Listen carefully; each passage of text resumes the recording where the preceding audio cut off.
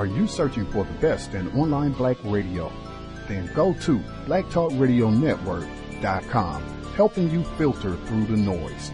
Real talk, black talk.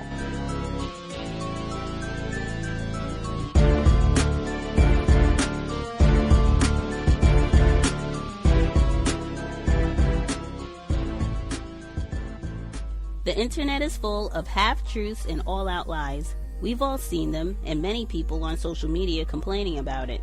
Here's your chance to show and prove. WorldAfropedia.com is a black-owned and operated encyclopedia. There are several thousand articles, but we need help. We can't uncover all the truth ourselves. So please, join us and become a writer, editor, or blogger for WorldAfropedia.com today. Every little bit counts. We owe it to the future generations to put the truth out there. Visit WorldAfropedia.com, the African-centered encyclopedia, a global database of African knowledge for the purpose of bringing about global African wisdom and understanding. WorldAfropedia.com.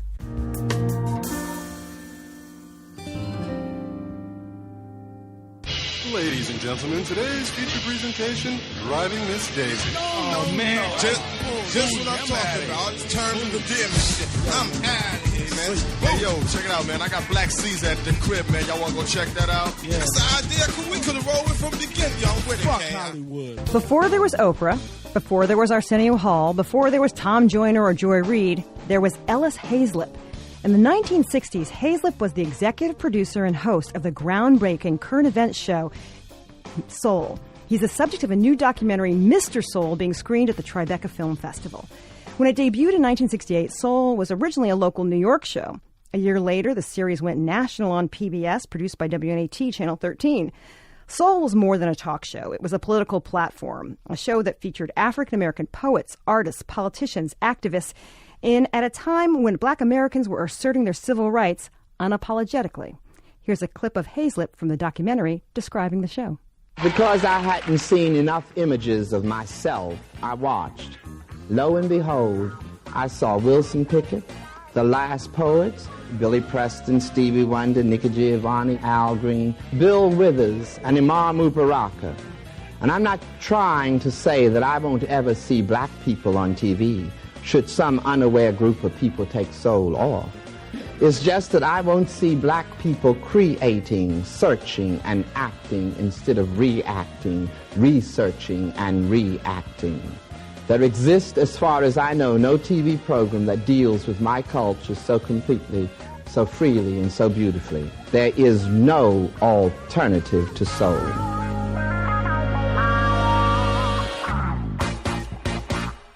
The documentary Mr. Soul was produced by Melissa Hazlip and Sam Pollard, and Melissa joins us in studio today. Hi, Melissa. Hey, it's so great to be here. Thank you, Allison. So the last name is the same. What's the relationship? Well, I have to confess he is my uncle, so there's definitely a really strong heart connection to this project. Now, when you first heard about Ellis Hazlip, not as your uncle, but as this groundbreaking person, when did you think this will be a good documentary? You know, I just thought that this was such an incredible story that needed to be told. I felt that it was an era of time of great tumult and change, and yet nobody was really talking about the beginning of things, the beginning of freedom of expression, the beginning of redefining black culture, the beginning of a reassertion and somewhat of a rebirth of black culture as defined by black people themselves. And I thought, nobody's really taken that point of view and told that story, and I thought it's time. It's definitely time. And it's the 50th anniversary of the show this year, so 1968 to 2018, I thought it's a perfect time. What was the mission of the show? What was Ellis's vision?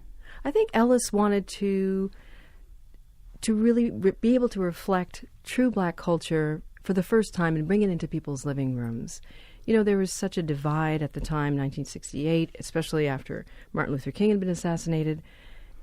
Every person who was of color was being defined by the outside and not by the inside. They didn't have an opportunity to show who they really were and to show that they were more than, what do you see on television? You see riots, you see garbage not being picked up in Harlem. That's not really what's happening. There's a renaissance out there.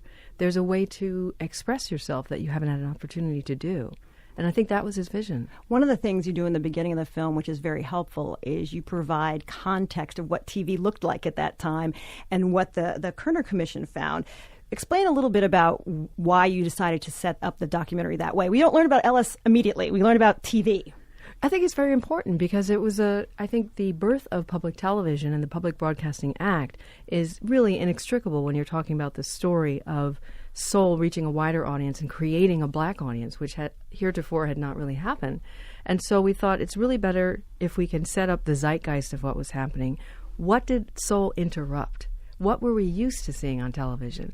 What were the models we knew? We knew The Tonight Show, we knew Ed Sullivan, but there really was no model for a show that was not only a vehicle for African-American artistry, but a platform for political expression and the fight for social justice. That's a trifecta that we hadn't seen yet. So I thought it would be really important to understand why that was unique for the time and why it really was revolutionary for television, especially public television. You had a professor in the film, Sarah Lewis from Harvard, who said the media had been weaponized to argue for the inhumanity of African Americans at the time. Absolutely, and we love Sarah Lewis. She's so wonderful, and she had that book.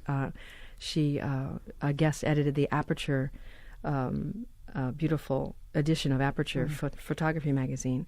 And Sarah really speaks directly to the time that media had been weaponized because what was being shown on television was very specific to convey a sense of less than, of barbarity, of inequality. And that was the theme that was being pushed.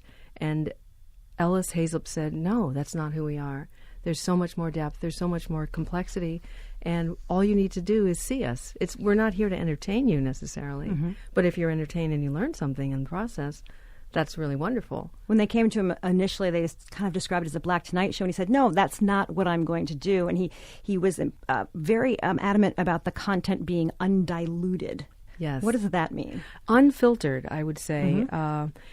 Sort of an uncompromising celebration of Black excellence, which really hadn't had an opportunity to be seen. The complexities of politics, of poetry, literature, and music, the Black arts movement was all about that, redefining really what it meant to be Black in America, what it meant to be Black on this planet. Can you just go through a list of some of the guests he had? It's amazing when you start to think about it. Oh, my goodness. It was a bevy of African-American icons of the 20th century. We know now, of course, but many of them were receiving their first opportunity to be on television, such as, believe it or not, Earth, Wind & Fire for the first time, Al Green for the first time, Roberta Flack, Cicely Tyson, The Last Poets. Oh, my goodness.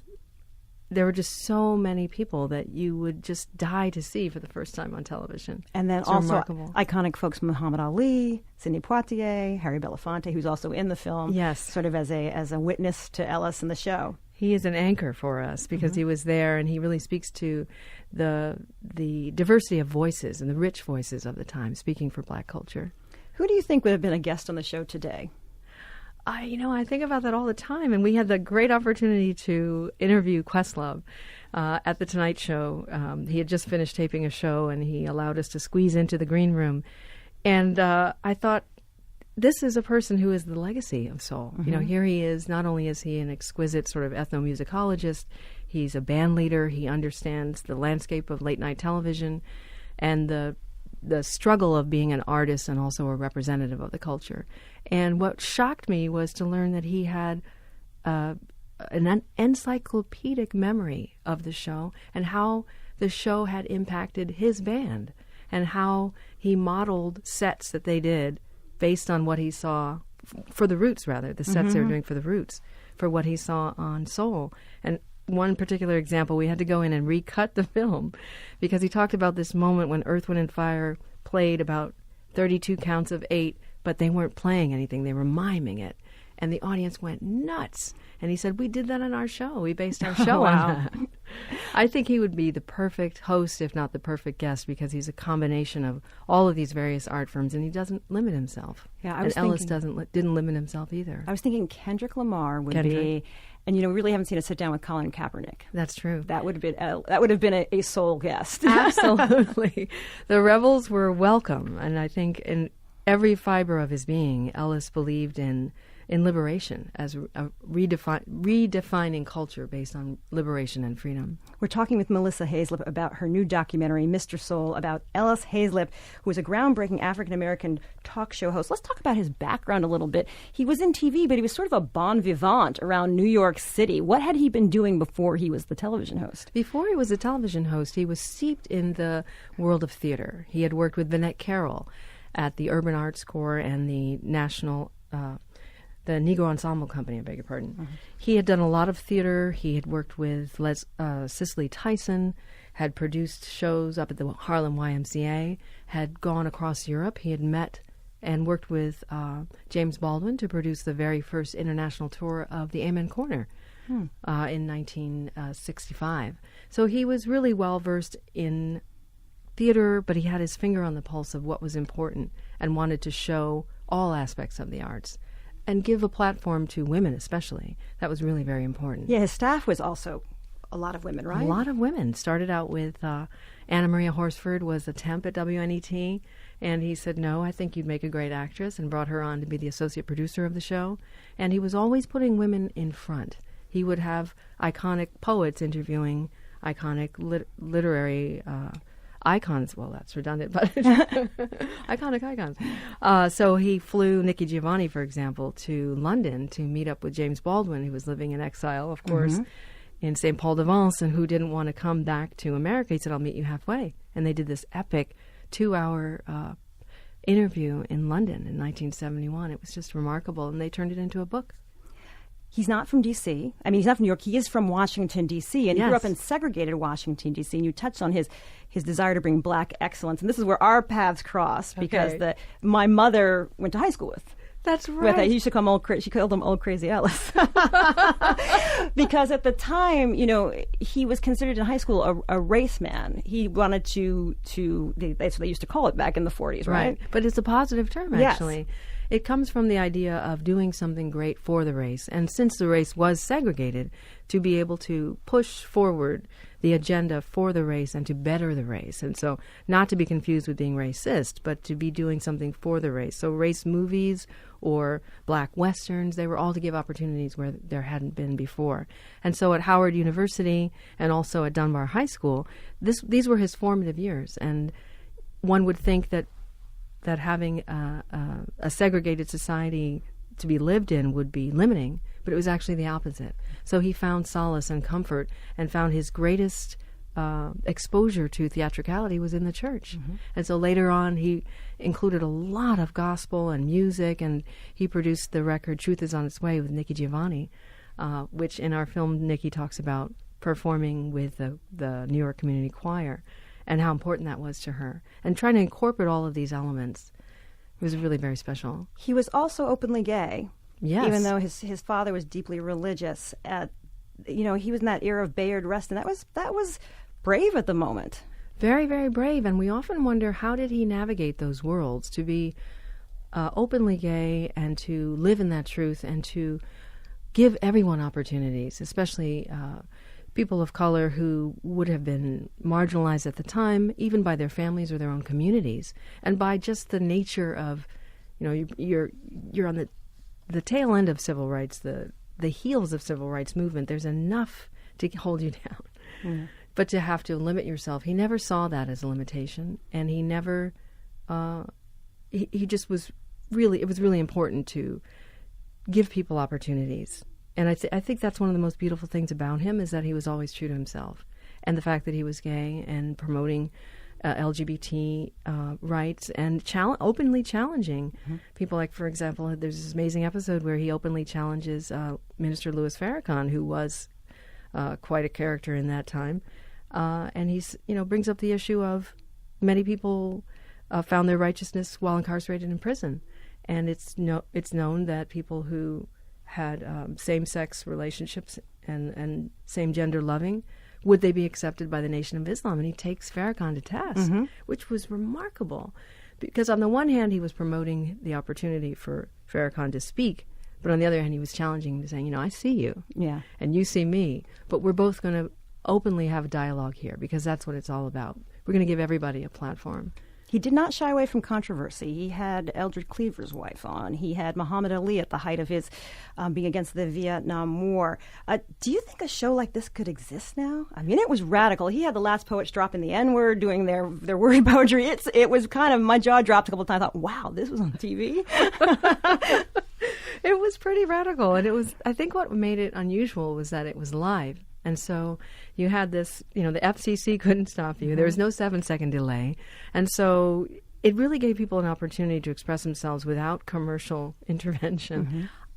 I don't know that type of show could exist today, but I think a version of it could, and that we really need this right now. I think that there needs to be a place where Black excellence of every kind is allowed and welcome to flourish. I think that's part that could have been part of the demise of the show, and that why there is such opposition toward it. But I think a cause is only as strong as the opposition that surrounds it.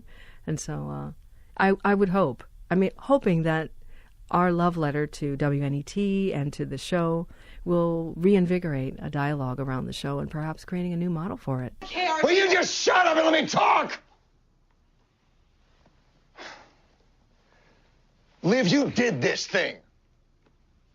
And I know you did it for me, or because Melly made you think you were doing it for me. I didn't do this for you! I did not do this for you! I did this for me. So I could work on the campaign. So I could walk down the street and not be whispered about. So I could stop being known as the woman who screwed the president, so the scarlet A on my chest could be invisible, so I'm not a joke! I am a person. I am not a hen. I am not a prize. And I have a business to run, people to support, a life to lead, a desire to wake up and face myself in the mirror every day. Once I fixed a presidential election, and I'd like a chance to right that wrong. Your wife may be many things, but on one thing we are united. I cannot honestly win a presidential election if I am your public whore. Olivia Pope is about to handle her final crisis. She's the fictional political fixer on ABC's drama Scandal, which airs its final episode tonight. Here's NPR TV critic Eric Deggans. From its very first scene, Scandal's formula was set. Aggressively smart people doing consequential things while talking very fast.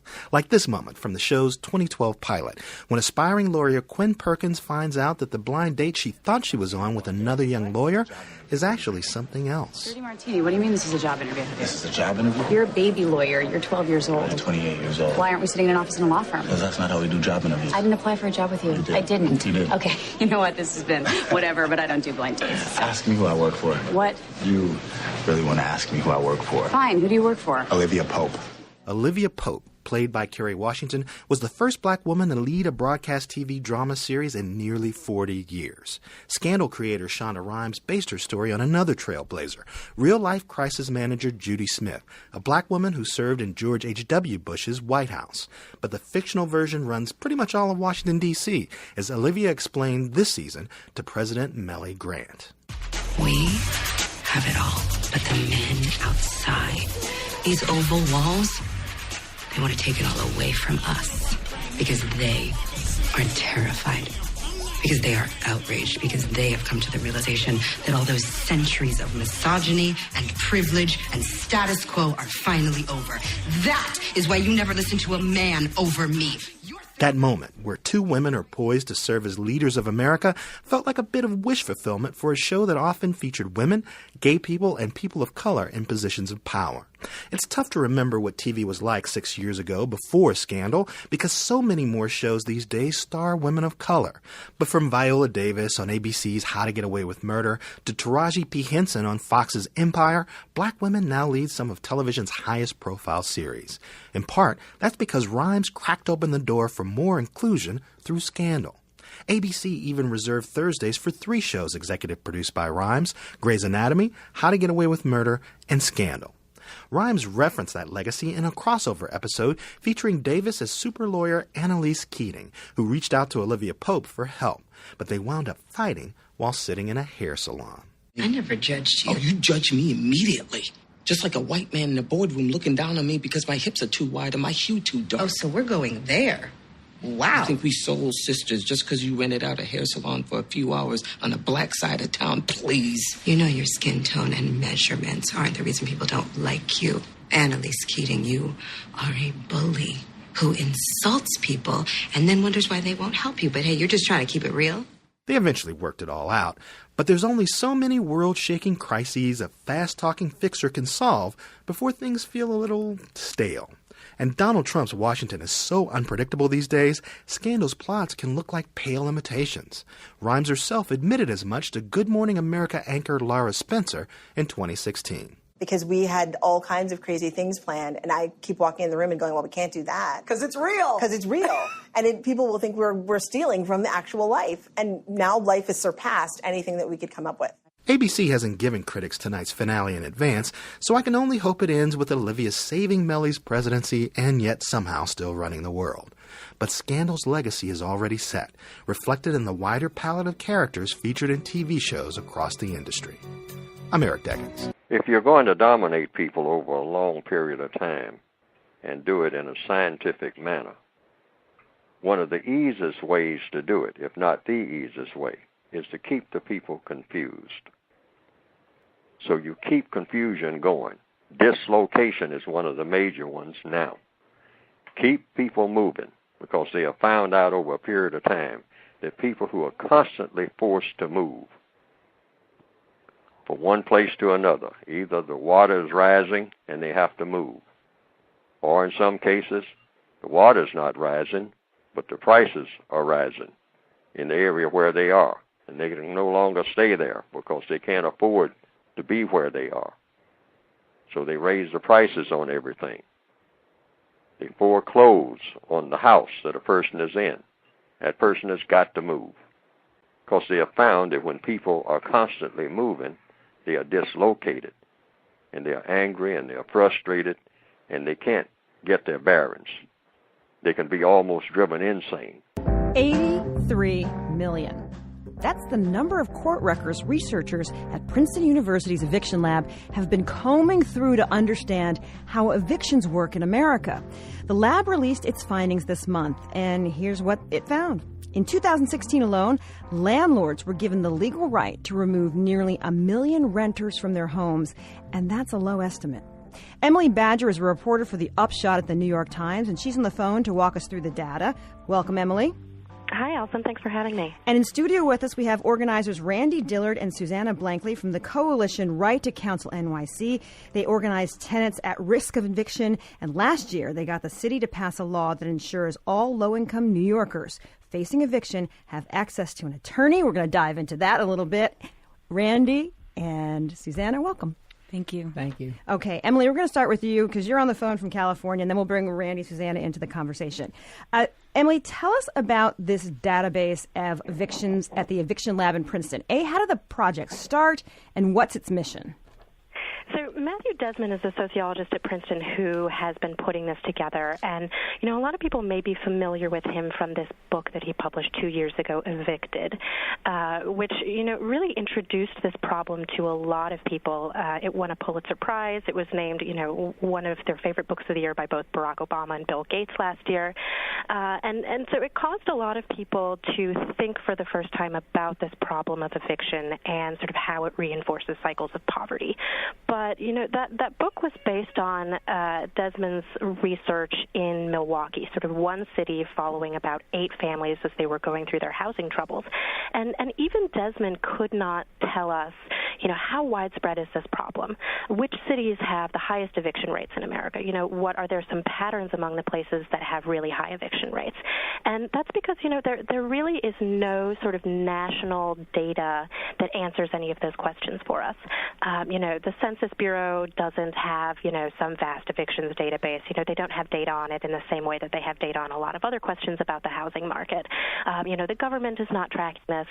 So he set out with the team that he works with at Princeton to basically, you know, build this database himself by trying to collect millions and millions of individual court records. So this 83 million number that you referred to, these are eviction court records going back to 2000. So they span about 17 years worth of data. They They come from all over the country. So far, this is an incomplete picture because it turns out in many states it's much harder to extract these records than in others. New York State is one of those places where the picture is more incomplete. But now we're able to say for the first time, where are there hot spots of this problem? What is it that might be happening there? And when we talk about a place that has an eviction problem, like how many renters are we talking about? And the numbers are really alarming. I mean, we're talking about some communities where as many as 1 in 10 renter households in a single year are receiving an eviction judgment in court. Where are some of these high eviction rates in regions? So this was a little bit surprising from the national picture. I think, a lot of people might assume that we're seeing the most eviction in the most expensive cities because there's quite a lot of concern, in California where I'm sitting, in New York, obviously, and in a lot of other sort of high-cost coastal cities, that the rapidly rising cost of rent is driving people out of their homes. And, so I think that you would assume that we would be seeing a lot of eviction in Los Angeles and San Francisco and New York and Washington. But in fact, what we see on this map is that there's a lot of eviction happening in the Southeast, happening in places where there's a lot of poverty, in places where there's a very large African-American population. And part of what this data suggests to me, and again, this is still an incomplete picture, is that, a lot of eviction is happening in places where there just are not a lot of tenant protections. There's not a lot of regulation of the landlord-tenant relationship in general, and to the extent that there is regulation of that, it tends to be much more in favor of landlords. So, in a place like New York or Washington, D.C., for instance, yeah, it's very expensive, but there are also far more tenant protections and also a much stronger legal aid community in those places than is the case in, for instance, Richmond, Virginia, where I did a lot of reporting on this. Okay, we're going to dive into Richmond in a little bit, but I do want to bring Susanna and Randy into this conversation. Just what you've heard Emily say, what really rings true to you about what she said so far, Susanna? Yeah, that evictions are a cross-section of racial justice, economic justice, but also really about power in terms of who controls where we live and who has a say over our homes. So in New York, landlords try to sue anywhere from 250 to 300,000 households a year. That's about 1 million people. And when we looked at this crisis in New York through organizing in the Bronx, around reforming the Bronx Housing Court that CASA did, and in Brooklyn with the Brooklyn Tenants United that was looking at the case of the Brooklyn Housing Court, we really saw the courts as a place where landlords had more power and control, and a place where landlords were evicting people when they wouldn't if tenants had attorneys. Just to remind you, we're speaking with Susanna Blankley from the Right to Counsel NYC Coalition. Also joining us is Randy Dillard, also with the Right to Counsel NYC Coalition. So, Randy, how common is this in New York City? From your experience? From my experience, I just found out about it about 4.5 years ago when I went to court and working with counsel, with Susanna as the director, and they did a report tipping the scales. Mm-hmm. And then we found out that 90% of the landlords in housing courts had lawyers and tenants didn't. We found out that 3 out of every 4 tenants that went to court didn't even talk to a clerk inside the court. We found out that 41% of some of the tenants that went to court didn't even talk to a judge. And we also found out that tenants didn't know anything about the courtroom, just like I didn't know anything about the courtroom. Yeah, I want to ask you, would you mind sharing your personal story with us? Yes. My landlord took me to court for a non-payment of rent that I did not owe. I had a Section 8 voucher. Section 8 came into my apartment. They did the repairs to my apartment, came in and did the inspection. And they found out that the landlord hadn't did repairs to my place. So they stopped paying them their portion of my rent, but I had to keep paying my portion of my rent. And I got sick, and I went to the hospital. I almost died, like I tell everybody. When I came out, my landlord served me with papers. I'm a single parent with 5 children, and my 5 kids was in the hallway when my landlord's lawyer served me papers. And they was looking at me, and I was looking at them, and they wanted an answer to, after the landlord's lawyer left, well, Daddy, what we going to do? Wow. In my mind was being homeless and going to the shelters. Of course. And I was fortunate that in my neighborhood that there was part's part of the solution where I went and got a lawyer. Mm-hmm. I was fortunate that Casa was there, Susanna was the director at the time, that I went in there to learn what my rights was. I was in court for 2.5 years. Section 8 had stopped my portion of Section 8 because of one of the violations that they had stopped paying the landlord for. Mm-hmm. The mental effect that it has on it, my daughter was a B student. She dropped from B's to D's and F's, thinking that she was going to go to a shelter. My landlord was so bold that he arrested my son. You understand, we found out that we had cameras in the neighborhood to show that the police was lying. So you go through a lot. You've been through it. Yes. You've been through it. You go through a lot dealing with a slumlord. Yeah. Emily, I want to bring you back in. So, something that was very interesting about what Randy said is it's not just the eviction that's the problem. That just sets off a series of events in people's lives. Can you walk through that a little bit for us? Yeah, I mean, this is why this problem is such a big deal, because it's not just sort of one problem in and of itself, that someone's not paying their rent, they can't pay their rent, and so, they get taken to court. Like, there's this long story that happens for every single one of these households after they come out of court with an eviction judgment on their record and having to leave their home. And, so you see, there are consequences for children, exactly as Randy was describing with his own daughter. When children don't have stable homes, they are much less likely to be able to concentrate and perform well in school. There are consequences for adults. If you get evicted from the home and, the bus stop by that home was how you got to your job, and, now you no longer have access to that transit line, maybe that's going to cost you your job. I've heard lots of cases of, people who received public benefits of some kind, whether it was Medicaid or food stamps. Every year you may get some piece of paper in the mail that tells you, now it's time for you to renew your eligibility for this. Well, if you lose your address, you lose your ability to get a piece of mail like that, and as a result, you may lose your SNAP benefits, you may lose your Medicaid.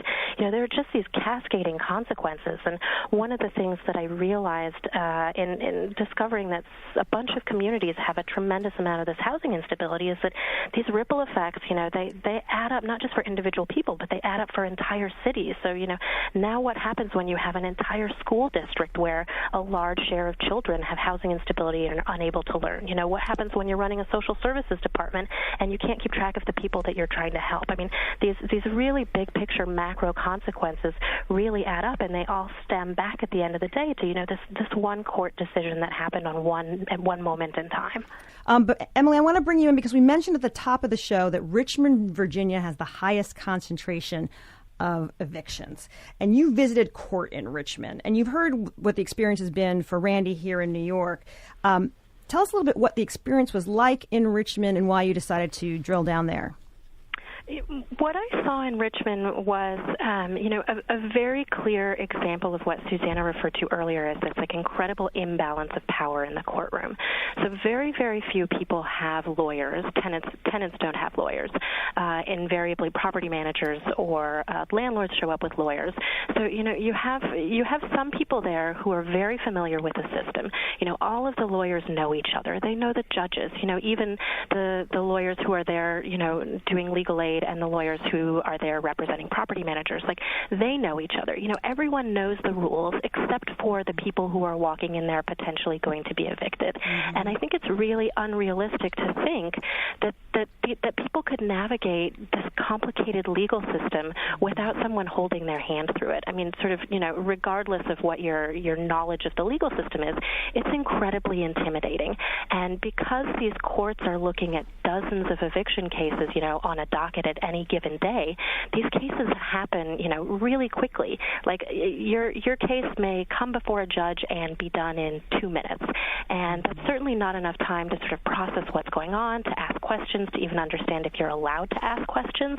And, my experience in Richmond, one of the first things I did when I got to town there was I went down to the courthouse and had this terrible experience just trying to get in the door of the courthouse there, because it turns out you can't bring your cell phone into the courthouse. You can't bring a bottle of water into the courthouse. You can't bring a phone charger into the courthouse. And so, people show up not knowing this, and then it turns out that they can't even get through the metal detector at the door, and, people are having to tuck their cell phones in the bushes and under trash cans outside. And I met one woman who, in the process of doing that, wound up missing her court date, which happened, very, very quickly inside because she was just trying to get in the door. And to me, that was this very sort of perfect distillation of how, here is this process that is very cumbersome, that's daunting. People don't know how to navigate it, and we're certainly not making it easy for people to do that. When you get a summons to go to court in most places for an eviction case, you don't get like a handy little FAQ that's delivered with it that tells you, make sure you don't bring your cell phone to court. Make sure you, know what you should bring with you, and these are the expectations that you should have, and this is exactly how the process is going to play out. No one is thinking about like what kind of customer service should we be providing to people who are entering this really daunting process. I know Richmond pretty well. I have family in Richmond, and there's an interactive map on the New York Times website. Mm-hmm. And as soon as you see it, the evictions are all in the historically black communities. Mm-hmm. It's just the West End of Richmond, there aren't any. And the laws in Virginia, and I think you pointed this out in your piece, Emily, is that they're meant for white male landowners, right, historically. So is part of history in this. And 5 out of the 10 of the most city's most evictions are in Virginia, and 8 out of the 10 are in the South. So there is a component of race in this, isn't there? I think there's, race is embedded throughout this problem. Right. It's embedded in the fact that, tenants who are living in poverty, who are less likely to be able to pay their bills, they are more likely to be African American or to be, people of color who have not had economic opportunity. It's embedded in the fact that African Americans in Richmond and a lot of other places are living in sort of the worst quality housing stock because they have been relegated to that by sort of generations of segregation and these other kind of long-term forces in the housing market. But then I also think it's true that when we're talking about laws at the level of state legislatures and whether or not we're willing to grant more protections to this class of people, I think that race plays a role in that as well. This is true anytime we're talking about sort of creating greater protections for the poor. People's ideas about who is poor and how race fits into that and whether or not, people are deserving of aid when they're poor, those are sort of inseparable from ideas about race in America as well. I see you're nodding, Susanna, to what she's saying. Mm-hmm. Yeah, I think there's a very strong narrative of deserving versus undeserving. Mm-hmm. But even in this fight around right to counsel, like who deserves an attorney? Are they a good tenant or a bad tenant? And I think it's a narrative that's seeped in racism. It's a narrative that seeps in class. And I think we have to confront that narrative all the time, that we have to remember that part of the challenge, too, is that we're talking about housing as a commodity, a thing that people make profit off of, as opposed to people's homes. Like when Randy talked about it, he talked about it as the place that was safety for his children. Mm-hmm. And we have to remember that housing is a home first. I'll always love my mama. She's my favorite girl. I'll always love my mama. She brought me in this world. Tuesday marked the end of the inaugural Black Maternal Health Week, a campaign founded and led by the Black Mamas Matter Alliance. The effort was launched to build awareness and activism around the state of Black maternal health in the U.S. Here are a few sobering statistics that underscore the need for such a campaign. The United States ranks 32nd out of the 35 wealthiest nations in infant mortality. Black infants are now more than twice as likely to die as white infants, a disparity greater than existed in 1850, 15 years before slavery ended. Each year, an estimated 700 to 900 maternal deaths occur in the U.S., which is one of only 13 countries in the world where the rate of maternal mortality is worse than it was 25 years ago. And according to the Centers for Disease Control, Black women are 3 to 4 times as likely to die from pregnancy-related causes as their white counterparts. Black women and babies make up a significant number of the cases of infant and maternal mortality in the United States. These statistics were reported in a powerful new investigation in the New York Times Magazine called Why America's Black Mothers and Babies Are in a Life or Deaths Crisis. Even more shocking is that, according to the report, and contrary to widely accepted research, education and income offer little protection. The answer to the disparity in death rates has everything to do with the lived experience of being a black woman in America, says our guest, journalist and New York Times Magazine contributing writer Linda Villarosa. She directs the journalism program at the City College of New York. Welcome to Democracy Now! It's great to have you with us. A really powerful piece. Why are America's black mothers and babies in a life or death situation today?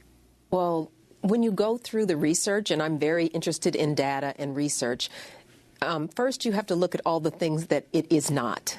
So you start to think, well, is it because black women are not taking care of themselves? But then there's studies that say, oh, even when prenatal care is the same, then still black women have low birth weight babies. And then it's sort of like, well, is there some kind of gene? Is there a genetic component? Then there are studies that say, no, actually, because when African immigrants and Caribbean immigrants come here, their babies are equal to white babies in size. But after a generation, then they start to look like African American babies, even when they're from the poorest countries. And so after a while, it starts to just say, well, actually, there is something else going on that has to do with being a black woman in America. Talk about what it is. It is race and racism. So it's in two ways. One is just the lived experience of what happens to black women in the country has a physiological effect. And there's a wonderful researcher in the University of Michigan who coined the term weathering. And so I think I love the term because it's very poetic. So it says it's like the weathering of a rock by the ocean. But it's also like the weathering a storm by a house, because it also speaks to resilience and resistance. But there is a physiological effect. So if you are stressed out, and I don't mean, oh, I'm so stressed out, the leaning kind of stress out, but repeated insults to your psyche over and over and over again, it revs up your system so that it actually starts to wear you down, the internal systems of your body. So that's part one of this, is the lived experience of being a black woman in America. The second is the way black women are treated in the healthcare system. And I say black women, but I mean black people. And this has been studied ad nauseum. I've read so many studies, my eyeballs want to fall out. But it's hard to get this across. And a lot of people will say, oh, the Tuskegee experiment, that's what it's about. And I said the Tuskegee experiment was years ago. We're talking about people who are being mistreated, ill-treated right now. And so if you combine the two and you take a woman who is essentially having a stress test to her body, which is pregnancy and childbirth, and you put her in this volatile situation where she's weathered and worn down by repeated insults, and then she's in a system that maybe isn't out for her best interest, you get a volatile mix. And that would explain why neither education nor income substantially impacts the maternal health. Well, I think what really explains it is, what really puts it into stark focus is what happened to Serena Williams. So Serena Williams had her baby in September, and after the baby was born, she started complaining about having shortness of breath. She had a history of pulmonary embolisms, which is a blood clot in the lungs.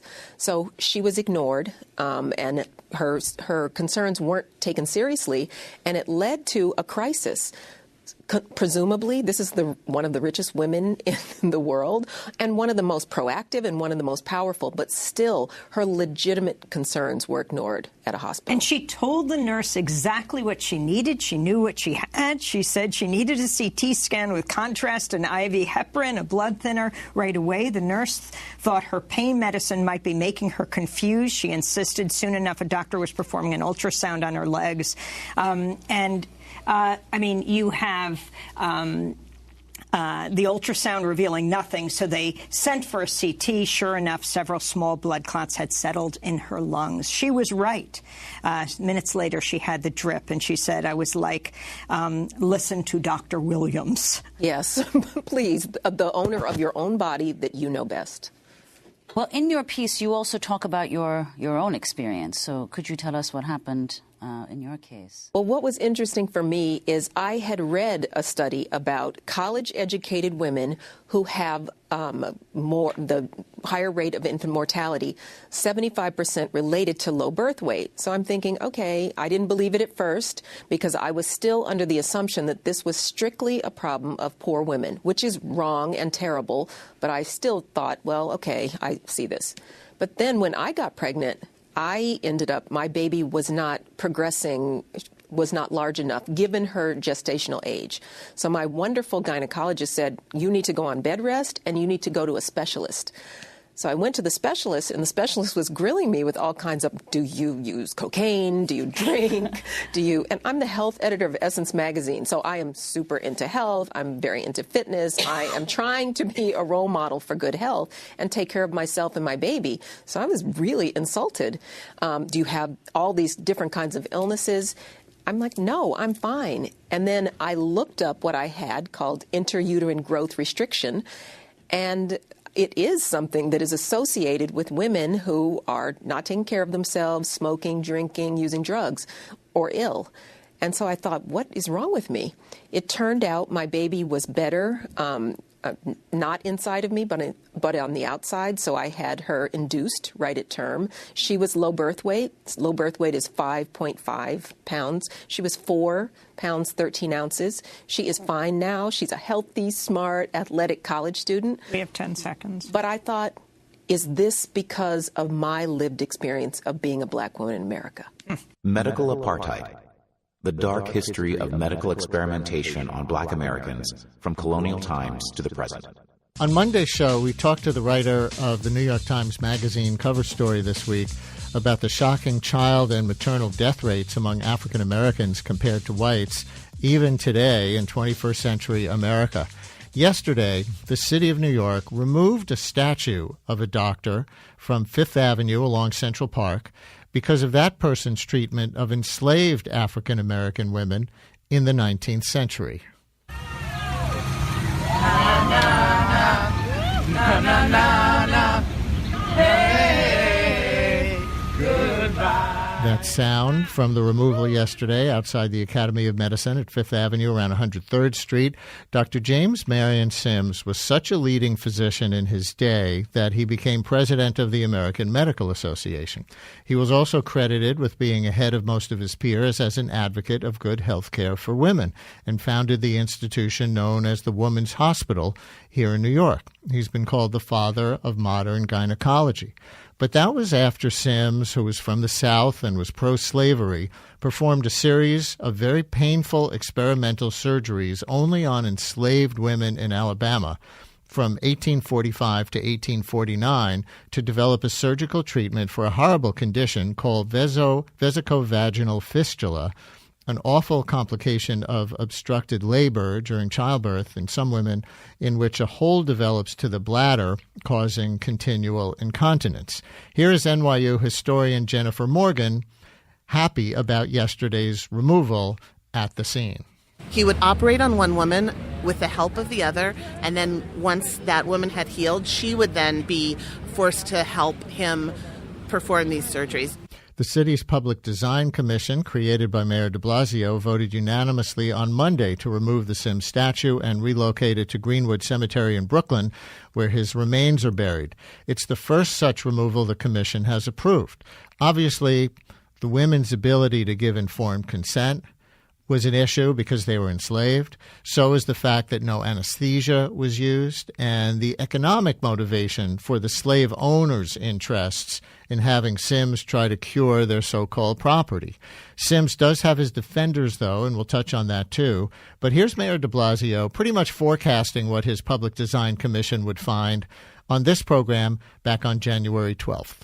There were many, many factors I think the commission looked at there, including, obviously, the horrible and painful choice of this individual to experiment on slave women without their consent, the deep concern in the surrounding community, which is largely a community of color, the fact that it was located at a place where there's supposed to be a broader celebration of medical science, and this was a very bad example of that, and that there was an alternative site to try and respect the fact that there were also contributions that this individual made to science. So that one was, I think, very particular and very specific. But again, the additive reality is to come up with something on that site that speaks to a more positive reality. And I think that was about the specifics of that site. Mayor de Blasio here in January. We'll let our guests pick up the story from there. With me now are Harriet Washington, medical ethicist and author of books including Medical Apartheid, The Dark History of Medical Experimentation on Black Americans from Colonial Times to the Present, and Baron Lerner, MD and medical ethicist at NYU and author of books including The Good Doctor, A Father, a Son, and the Evolution of Medical Ethics. Baron and Harriet, thank you so much for joining us. Thank you for having me. Harriet, you wrote about J. Marion Sims in your book more than a decade ago. What was your take on his legacy? Well, my take on his legacy is that Sims was typical of his time.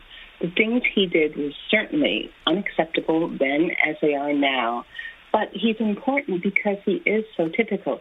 The work he did, the way he abused women of color was consonant with the typical practice of his time. And I just want to offer one little correction, which actually is significant, and that is that we're not talking about informed consent. Informed consent is not the issue here. There was no informed consent practice during Sims' time, but simple consent, the ability to say yes or no to a procedure, was what was at issue here, which was universally held out to people who were esteemed, white people, especially white people of property, but withheld from African Americans universally. I'm curious to hear from each of you. How much did you find the Sims story cut and dried from a medical ethics standpoint, and how complicated? Harriet, you want to continue? Sure. One can always find complexities, but the question is, how significant are the complexities? And the reality is not very, because the basic abuses were just that, quite basic. The Nuremberg Code says the voluntary consent of the subject is absolutely essential. It's a dividing line between the criminal and the acceptable. And it was also the dividing line during Sims' time. One always asked permission, although one did not do as doctors do today and give a great deal of information about the studies that you're performing, but you had to get a yes or no. But with enslaved people, their consent was not necessary. You obtained consent from the owner of the enslaved person. And that is the basic abuse from which a lot of the others are predicated. That was the most important thing. When you have an enslaved person whose status precludes consent, you can't give consent if you're enslaved and operating daily under the threat of torture, including medical torture. If you're operating under constraints on your autonomy, they didn't have the right to say yes or no, and that was a basic problem. Of course, the other problem is that they were treated differently than white people were generally in terms of withholding anesthesia for reasons that were racialized, clearly racialized, according to the writings of the physicians of their time. They didn't believe that black people felt pain the way that whites do. And frankly, we still don't believe that black people feel pain the same way that whites do. Our practices today and studies today carry that out. Baron, same question. I think we think about the ethics here, and it is pretty clear cut. Let's just remind ourselves what we're talking about. These are operations on women that are very invasive, that involve no anesthesia. They were most likely done for the benefit of the slave owners as much as the women themselves, and they were repeated over and over and over. That's bad ethics, that's bad medicine, and what's very important to note is that some people might say, well, it was a different time, it was a time of slavery, this was in the South. Sims was criticized at the time for doing this, and everybody knew that he was doing these operations on these women with no anesthesia. And so I think from an ethical perspective, it's worthy of great condemnation.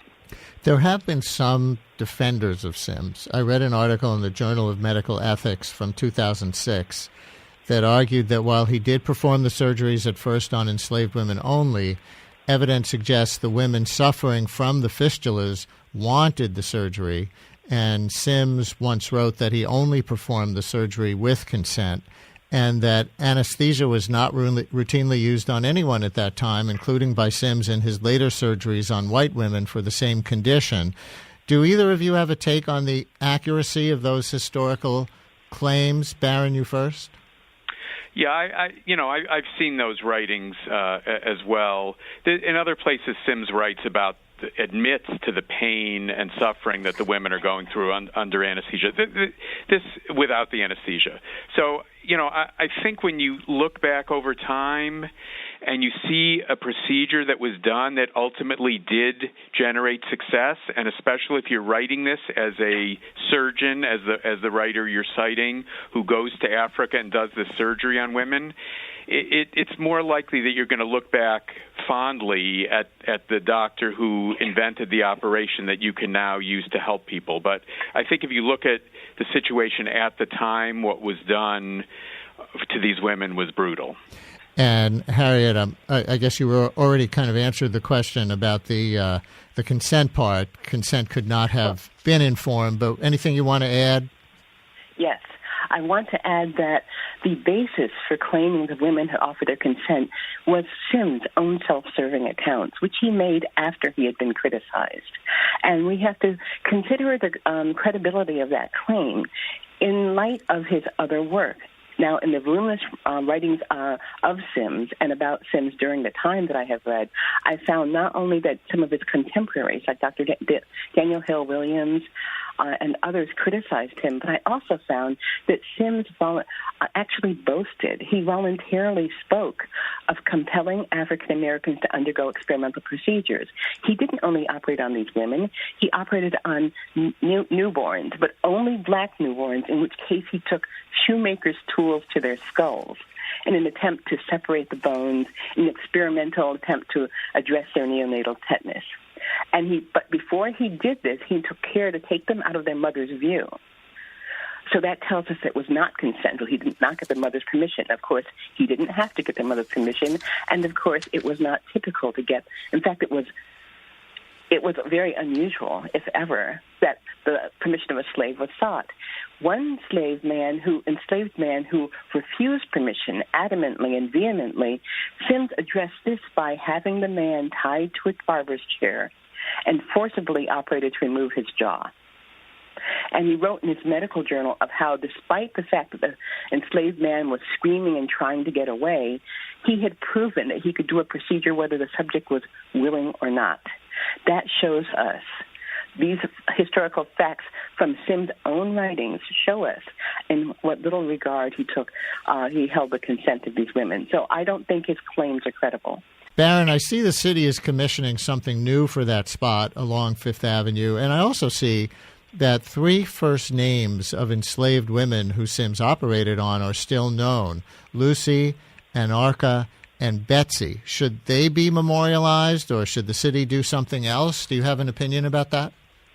Well, it would be nice to do something to honor those women for many reasons. Obviously, they, without their ability to refuse, put their bodies online for scientific advancement.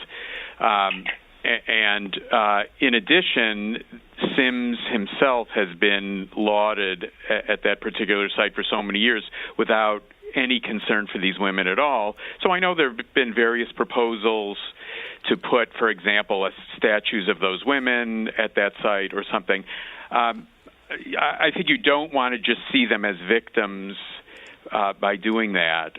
But I think something that would recognize the contributions of women, of African Americans to the history of human experimentation done in an educational way could go a long way toward rectifying some of the problems that exist because the Sims statue was there for so long. Harriet, same question. I think there are many people who could be lauded, who could be honored. But I think the perfect candidate is James McCune Smith, a very important African-American physician, the first African-American to earn an MD, who had to go to Glasgow, Scotland in order to earn it because medical schools barred him. It was a nakedly racial bar. they would not accept him because he was black. When he went to Glasgow, he was valedictorian at the medical school. When he returned here to New York City, he devoted himself to using his skills as a physician and also as a statistician, because he had gotten a PhD instead in that field at Glasgow as well, to refute scientific racism, the tenets that enabled enslavement and medical torture in the context of enslavement, making him a very important a medical figure. Also, Dr. Sims was the lion of the New York Academy of Medicine. I'm a fellow there now myself, but he would basically rule the academy. He was thought of very highly there, very influential, used the academy as his bully pulpit. When Dr. McCune Smith applied for membership, he applied to be a fellow. And they asked him to withdraw his application. He refused, and then they decided they were not going to act on it. So he was never admitted to fellowship. I would love to see him admitted to fellowship. I would love to see a statue to him because he was a very important abolitionist and a very important figure in terms of refuting the scientific pseudoscientific claims that supported enslavement and supported claims of black inferiority. That's my candidate. Thank you for telling that story. Let's take a phone call from Emily in Southern Maryland. Emily, you're on WNYC. Hello. Hi there. Thank you for taking my call. And I'm thankful to the two people speaking today about putting the historic context on this statue. My question is about the kind of thoughts about the relocation of the statue to Greenwood Cemetery. I'm wondering, I haven't heard anything about if the commission is planning on providing any kind of support for the recontextualization, conservation, or reinterpretation of the statue in that setting. Greenwood is also a site that is interpreting history for a public audience. And in some ways, this seems like a kind of notion of taking the statue out of Manhattan and therefore out of the public eye. But in fact, it's still going to be someone's kind of responsibility to interpret it within a site. And so I think that could be a possibility for conversation, too, or even, what does it mean to sort of move it to this other location? And I would love for the commission not just to say, yes, we're happy to take it down from its present place and put it somewhere else, but to actually have support and ideas for making that a kind of meaningful move rather than just a sort of out of sight, out of mind. Thanks very much. Emily, thank you so much. Either of you want to react to that? Sure. My understanding is that there's going to be at least some type of a plaque and other educational materials at Greenwood Cemetery, which is great, because putting on my historian hat for a second, it would be a shame if the Sims statue is moved out of Manhattan and everybody stops thinking about it. I mean, it's nice that it's not there anymore, and it's nice he's not being celebrated, but it's still a teachable moment. Why was it in Manhattan for so long? Why did people put it up? Why did it have to get moved? This is a great opportunity for people who visit Greenwood to visit the statue and read about it and learn about the sort of racist environment in this country that permitted Sims to be celebrated for so long. So I think it's a great opportunity. Mary in Inwood, you're on WNYC. Hello, Mary. Hi, Brian. I'm overlooking beautiful Inwood Park right this minute. And I wanted to say that, especially in light of your commenters' last remarks, taking the statue down and moving it to Brooklyn and adding a little explanatory plaque really doesn't do the job. J. Marion Sims was an important historical figure. He was honored at the time. He's connected to the New York Academy of Medicine. And why are we running away from history? We're losing something enormous in trying to edit our history to meet today's standards. And I'm very sorry to see it go. Thank you very much. What about this notion of presentism, Harriet, that Mary brings up? Yeah, if I may, I think that's an important point that she brings up, and I want to point out that, first of all, statues are not historical documents. Moreover, this statue has something in common with the statues of Confederate generals, in that often these statues are monuments to people who the prevailing power structure wishes to honor. And as such, this statue is a symbol of racial power. Wow! Hey, yo, drama, hold up, son. Hold on. Stop the motherfucking record. All right. I want you to pon the replay, drama. Pon the replay. Let's give him one more chance, man. Run that shit the fuck back. Statues are not historical documents. Moreover, this statue has something in common with the statues of Confederate generals, in that often these statues are monuments to people who the prevailing power structure wishes to honor. And as such, this statue is a symbol of racial power. If you want to learn history, read a book. There are resources set out for it. The statues don't exist to educate people about history. They exist to exert power over communities, reminders of who basically is in power and who can compel. And one little brief parenthetical note, early on it was mentioned that statues haven't been removed before, but if I recall correctly, the much-hated civic virtue statue was indeed removed as a result of community pressure before Dr. Sims. And I think that the last caller, I'd like to point out to her that we are addressing history. We're correcting it.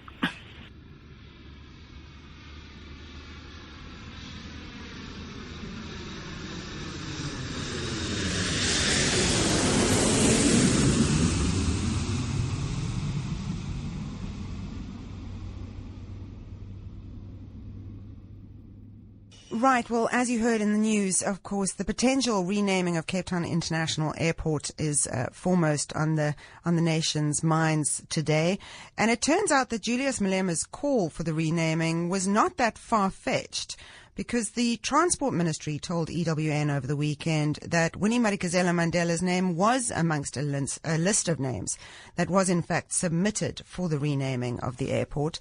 And the Airports Company of South Africa has also confirmed that Transport Minister Blade Nzimande directed it to facilitate the name change process for the airport in March this year. Now, after the EFF's Julius Malema made that call at Winnie Madikizela Mandela's funeral on Saturday, there's been an outpouring of public support on social media. And as you heard, Kevin Brandt also talking to people at the airport today. And in fact, I mean, I saw almost immediately after he made that call, there was that entry in Wikipedia that was suddenly changed to rename the airport to Winnie Madikizela Mandela airport. So EWN reporter Kevin Brandt has been at the airport this morning. He does join us on the line now. Kevin, thanks so much for your time. A very good afternoon to you, Melanie.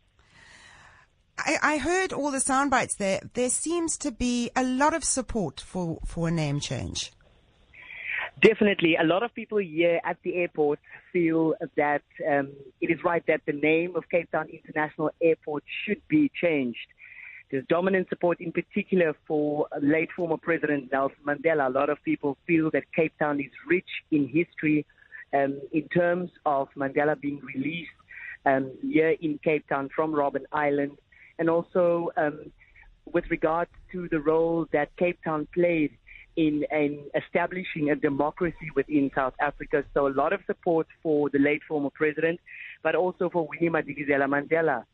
As you correctly stated there, that EFF leader Julius Malema called at a funeral this past weekend for the airport to be renamed, and the Transport Department then also indicated that they are indeed busy with that process.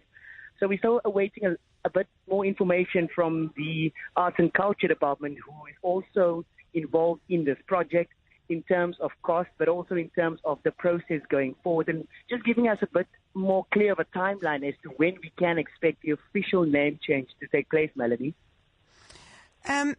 What is the process now? Once Arts and Culture, they are now in consultation, I believe, with the Department of Transport. What's the next step? Well, the officials say that they are now also consulting with the relatives of the icons who are now being considered for the name change of the airport. As I've also stated, it is Nelson Mandela, Winnie Madikizela Mandela, but there's also Robert Sobukwe, as well as Albertina Sisulu.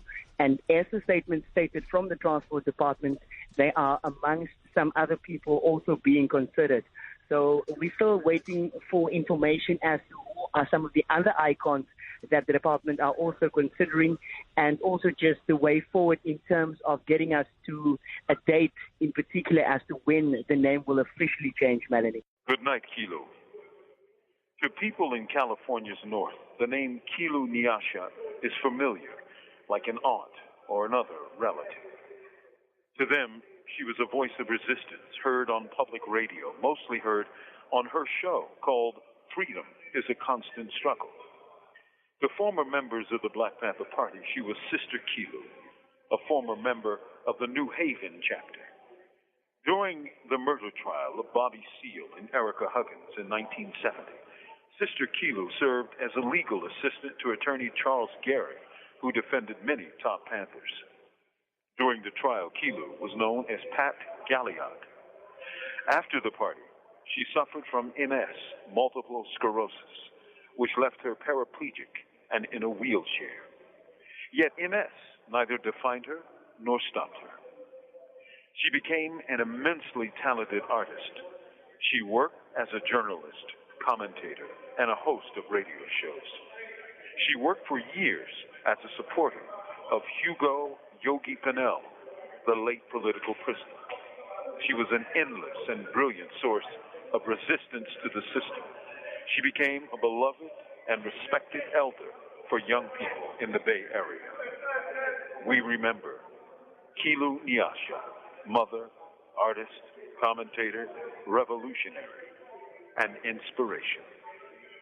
From Imprisoned Nation, this is Mumia Abu Jamal. Context of white supremacy. Gus T. Renegade in for another broadcast, hopefully to share constructive information on the system of white supremacy. Today's date, Saturday, April 21st, 2018. So I have been told this is our weekly compensatory call-in.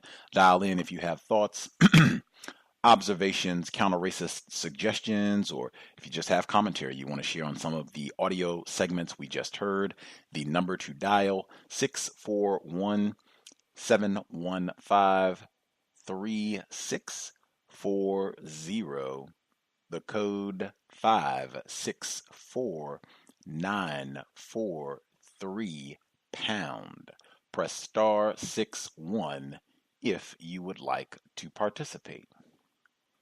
Number again, 641-715-3640. The code 564943 pound. Press star 61 if you would like to participate. That's it. A few things we will get to before we get to the callers. First of all, we are listener-supported counter-racist radio. You can visit the blog, racism-notes.blogspot.com. Blog address again, racism-notes.blogspot.com. When you hit the blog, look in the top right corner. You will see the PayPal button. Invest if you think the program is constructive. Huge thanks to all the folks who have supported us for nearly a decade. I hope the program has been and continues to be worthy of your time and energy. You can also support the cows via Gus's Amazon wish list. It is listed at Amazon.com under Gus T. Renegade. It's linked on my blog. I will tweet and post the listing as well. Again, huge gratitude to all the folks who have nabbed items from the list over the years.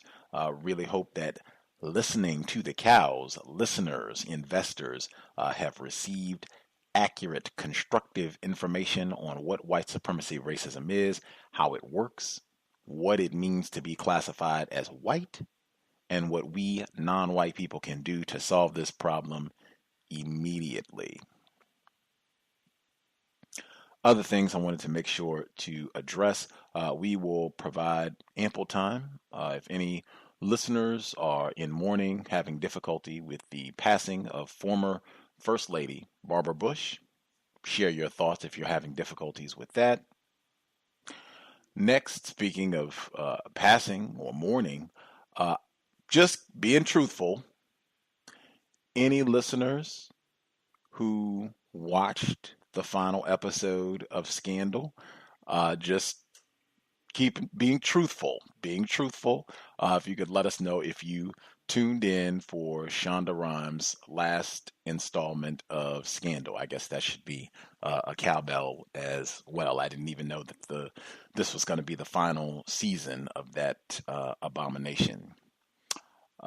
Medical apartheid. You heard Harriet A. Washington, the brilliant Harriet A. Washington. I have such regard for her scholarship, her work. I'm so thankful.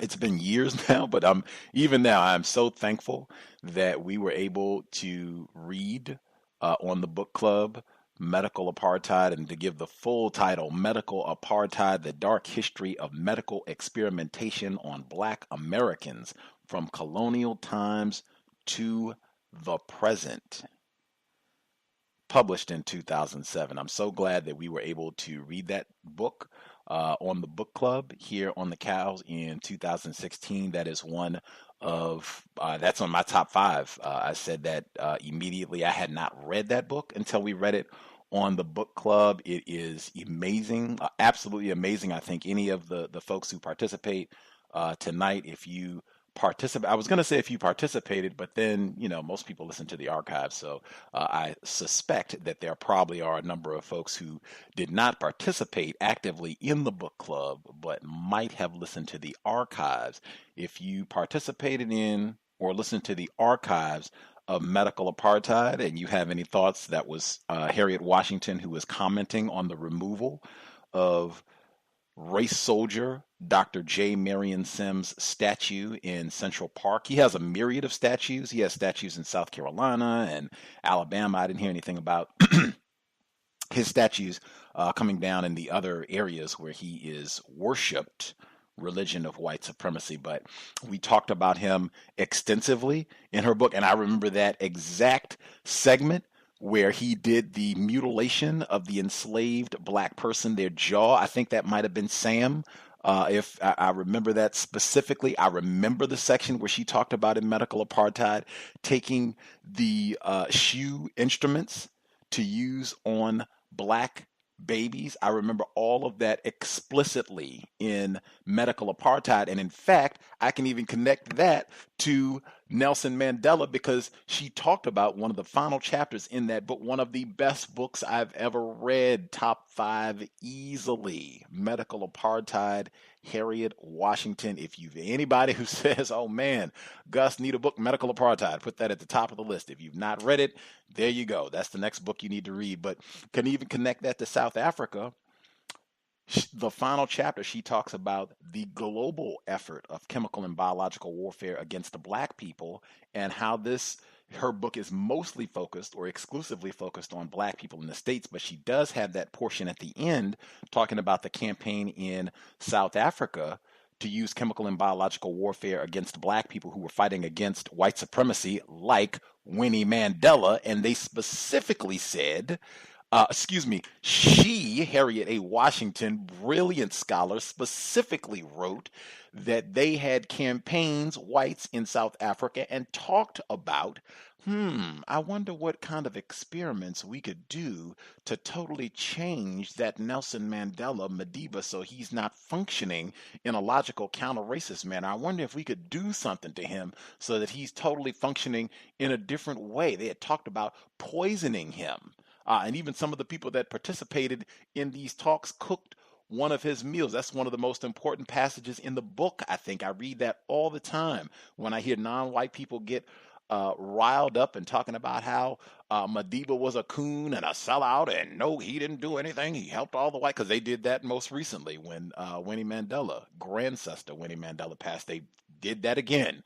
We're talking bad about Madiba, and I go immediately medical apartheid and read that passage. I don't want to hear any talking bad about Madiba as a victim. Let's talk about whites sitting down to concoct plans to totally change how someone thinks and behaves while we have them in greater confinement. If that means an experiment, if that means a lobotomy, whatever that means, let's see how we can do this to further our control of the niggers. I mean, Kafirs, that's what they say over there. Kafirs, white supremacy.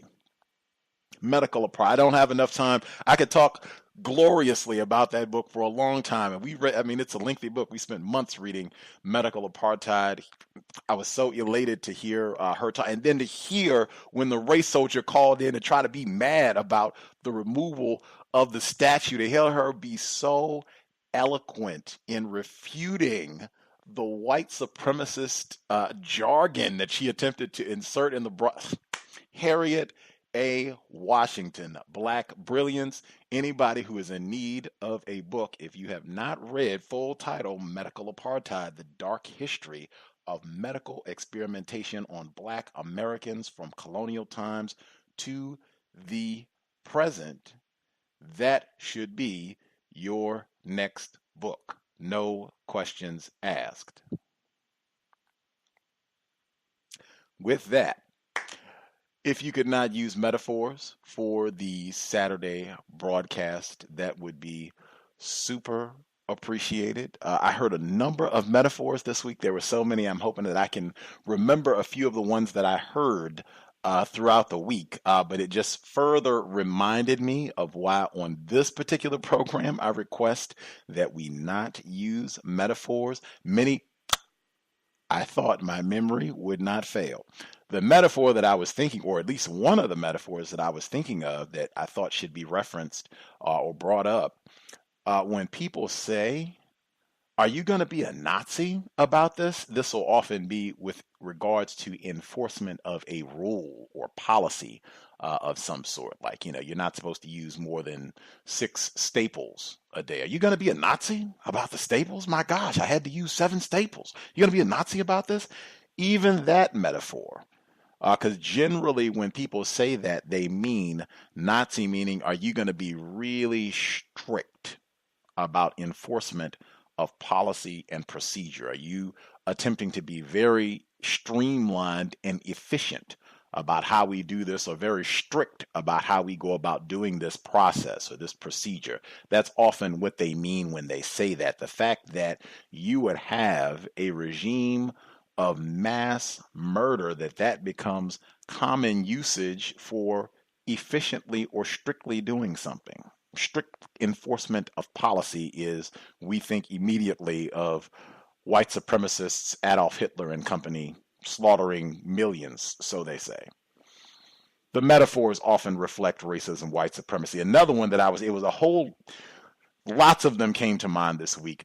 The metaphor throwing shade, I would suggest not using it. I suspect if Mr. Fuller was a little younger, if he were young enough to hear that term frequently, that term would be in the word guide. We should not be using that term the way that I hear it used.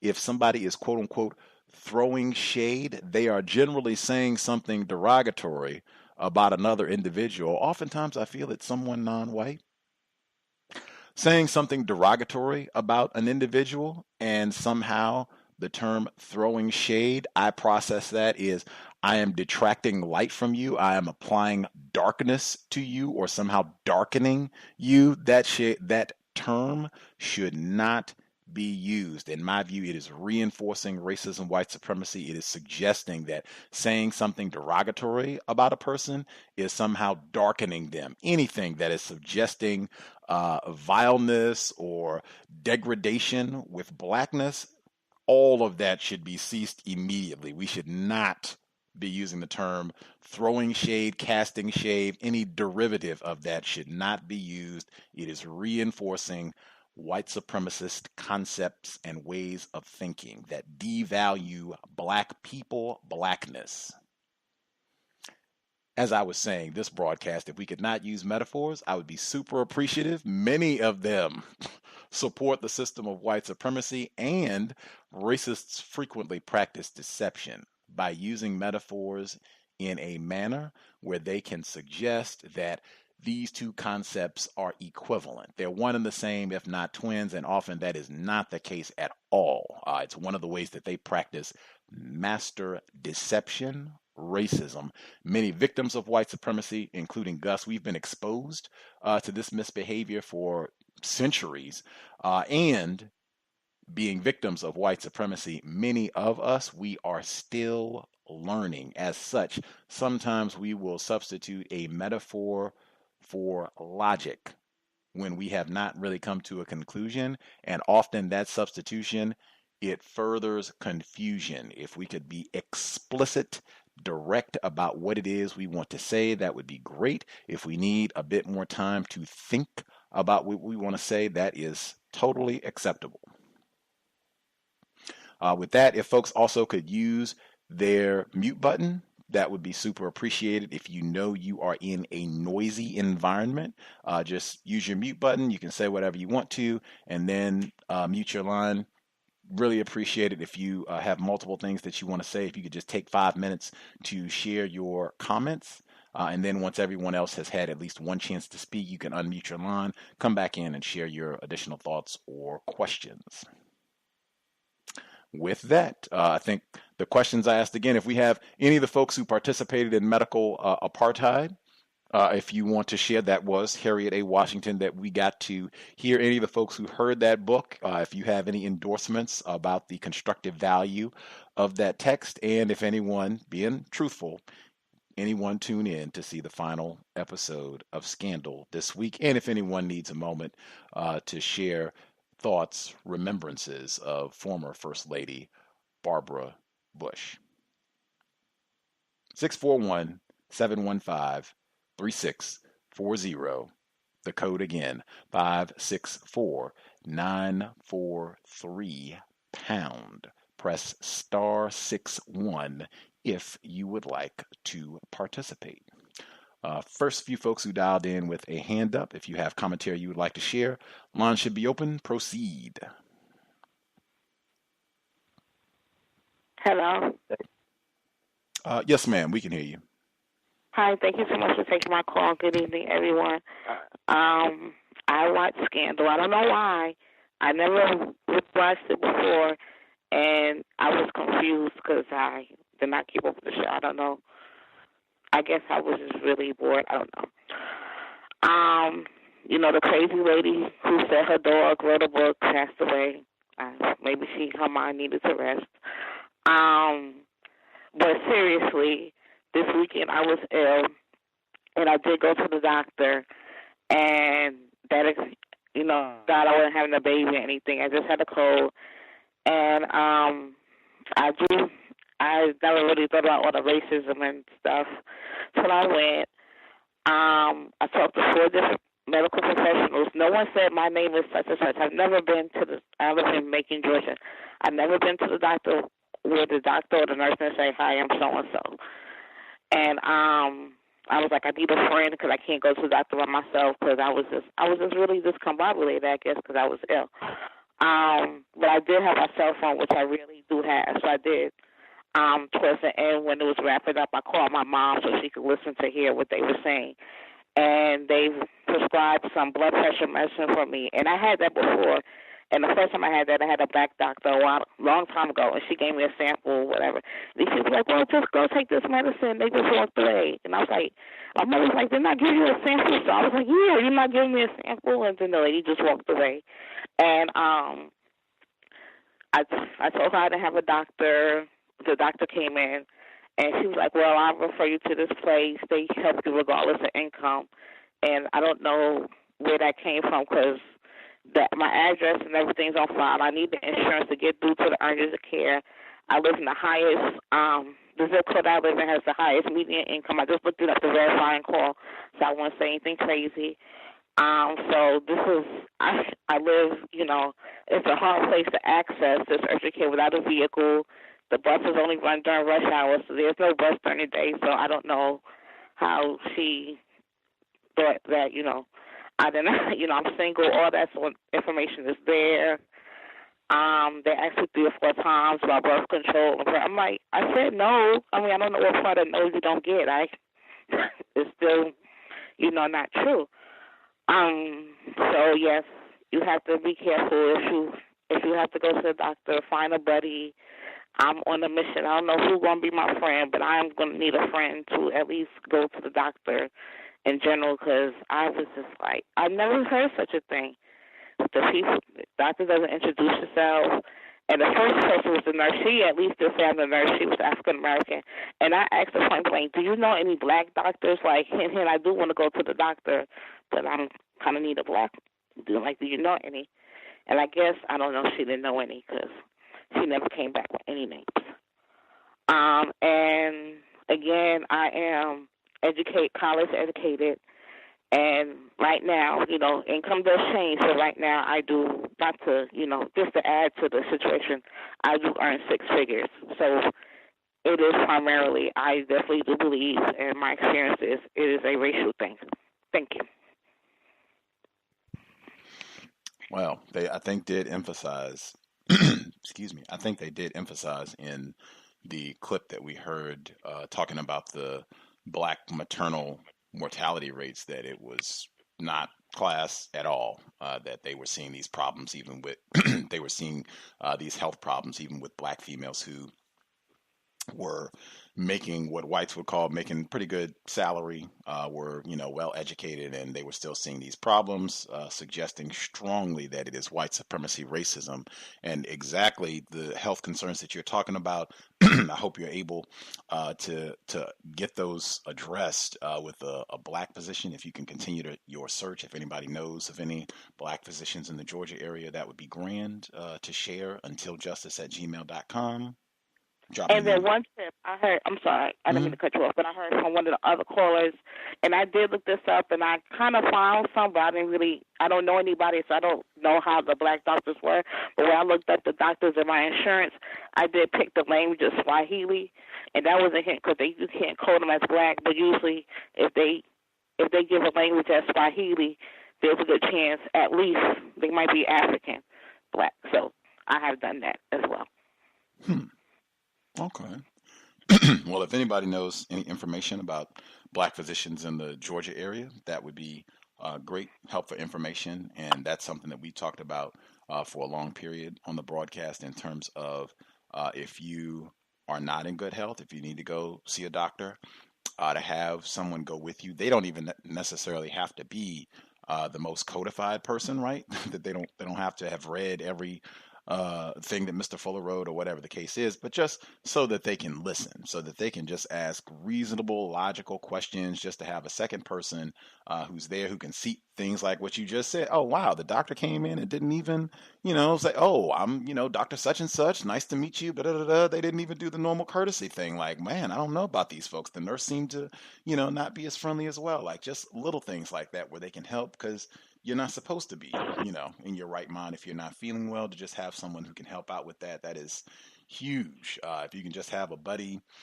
even if you can just have a buddy system set up where, hey, if something happens, I'll try to be there for you so I can go to the doctor with you, and vice versa. Or maybe you can have 1 or 2 people that you can, kind of call and help out with that, because that is really, really important. Black health, super important. Other folks that we've not heard from at all, if you have commentary, lines should be open. Proceed. Yes. Can I speak? Yes, sir. Yes. First of all, I would like to thank you, Gus, for creating this show for a long time. I'd like to say I remember first encountering you in Blog Talk Radio, and I remember you had a sign with a white family, and you on the sign that says white people are the problem, and I believe that what caught my attention, and I started listening to your show ever since. Secondly, I would like to suggest to the readers that I found beneficial and constructive is that your podcast and your show usually is like 2 to 3 hours, so I use that time to go hiking. So I figured that I can be out in the outdoors, get healthy, and also listen and be safe away from, racist people. And most importantly, I came up with this concept as I was hiking today. It may sound funny, but I was thinking, I'm just going to throw this out there to, just to see what people say. I wrote some notes. I was thinking about an anti-white supremacy religion, because I think we're black people are spiritual people. So I think it's constructive if we can sort of have like saints that we look up to, like Dr. C.O.W.S, Winnie Mandela, all the people that that contribute to the struggle, and also have like an Old and New Testament, and then somewhere down the line have like the gospel according to Farrakhan, or the gospel according to Nellie Fuller, etc., or like the Acts of Noble Drew Ali, etc. A book of the Genesis of Blackness and like the Revelation of Justice, and then we like honor like the major saints, and have like just have like stories, poems, constructive instructions against racism, and also like when it comes to like prayer, like you pray in comedic yoga poses, just have sort of, because I researched like the other Mormons and Scientology, where they make their own religions and they have their own people, which helps them gain more political and economical power. I said, hey, why can't we just do that? And also revise it and improve it over the years in order for it to help us live 100% our minds and our physical attributes to stop this, this system of racism. So that's all I had to say. Religion of anti-white supremacy. Fascinating. See if other folks have thoughts on that. Any religion, as long as racist man, racist woman, racist child, they do not co-opt it and end up trying to come and practice next to me, I would be willing to process, think about it, see if it's constructive. Other folks who dialed in, if we've not heard from you at all, if you have commentary, proceed. Hello, can I be heard? Evening, Puff. Hello. All right. Just want to make a few comments about the commentary today. The first one is a pattern that I noticed. I see the white patterns, and one of the white patterns is the monuments that they have constructed, they don't want to be taken down. Even when it's, involved murder. And, one of the first things I want to call out is, like you said, in your commentary, Dr. Sims operated on slave women.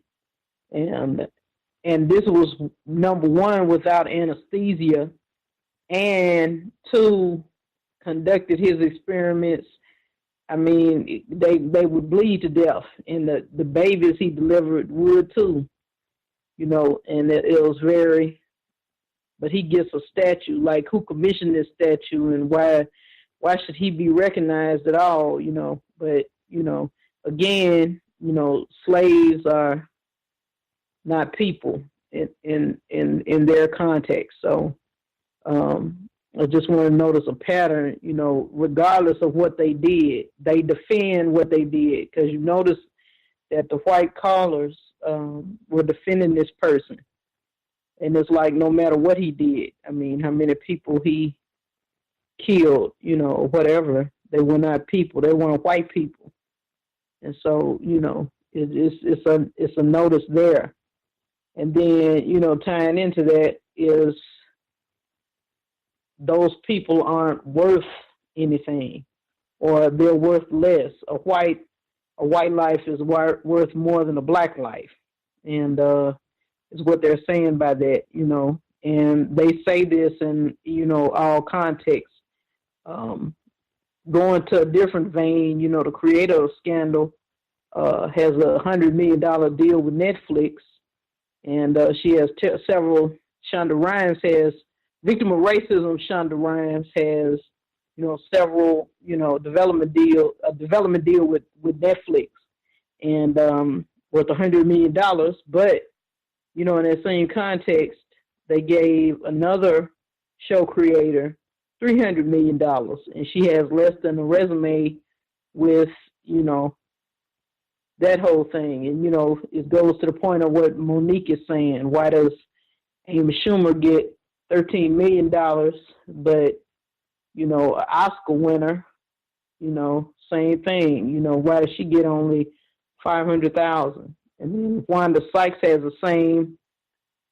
She has the same agent as Amy Schumer, and she only got offered by Netflix $250,000. So it's the same game that they keep perpetuating, that we're worth less and our lives aren't worth anything. I mean, you know, and also this week, you know, we know this about the Starbucks, you know, thing. I mean, how does a cup of coffee get you an arrest record? Like, who would even, like, I just don't. I'll go ahead and mute. Go ahead, next person. Appreciate that, Puff. Much obliged. I would just say compensatory call-in for working on using words as best we can. I would not call it a game. I would call it economic terrorism. I mean, if we're talking, we're talking a disparity of hundreds of millions of dollars, and then they have the audacity to talk about a wage gap or anything else. I mean, that's economic terrorism, in my opinion. Other folks that we've not heard from at all, if you have commentary. Can I be heard? Yes, sir. How's it going, everyone? This is Black Male Engineer. Just wanted to comment on some of the clips. The clip about the foreclosed homes and the data analysis that went on in the city. One thing I just noticed is that whites will spend millions of dollars analyzing and pontificating the effects of racism, when in actuality, it really just seems like, or that I know that they already know the effects of racism. This is just another way to, I guess, pay some white people to have a job or keep food on their tables, because I just don't understand what is the end goal in doing studies on racism when we know they aren't going to actually change the system or destroy it. Another thing, I was at a rally today. There was a black male that was shot in Baker County, Florida. He was shot by a race soldier, shot in broad daylight, killed. The man's name is Guard Frazier. Some backstory on him. Guard Frazier is from a prominent family in the Baker County area in Florida. This is the North Florida area. His father was a JSO officer, Jackson Sheriff's Office officer, police officer family, retired, pension. His father had multiple violent incidents on his record. His father actually shot a black child in Jacksonville and was fired.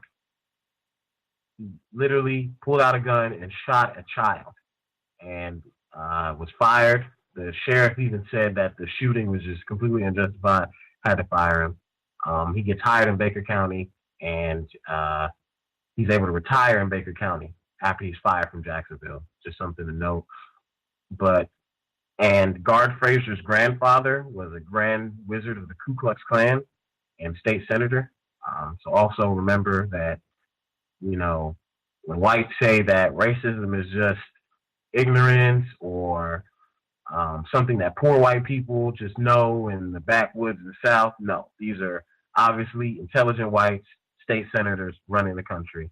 And Guard Frazier shot this black male in the head, and at his house, black male is dead, dying.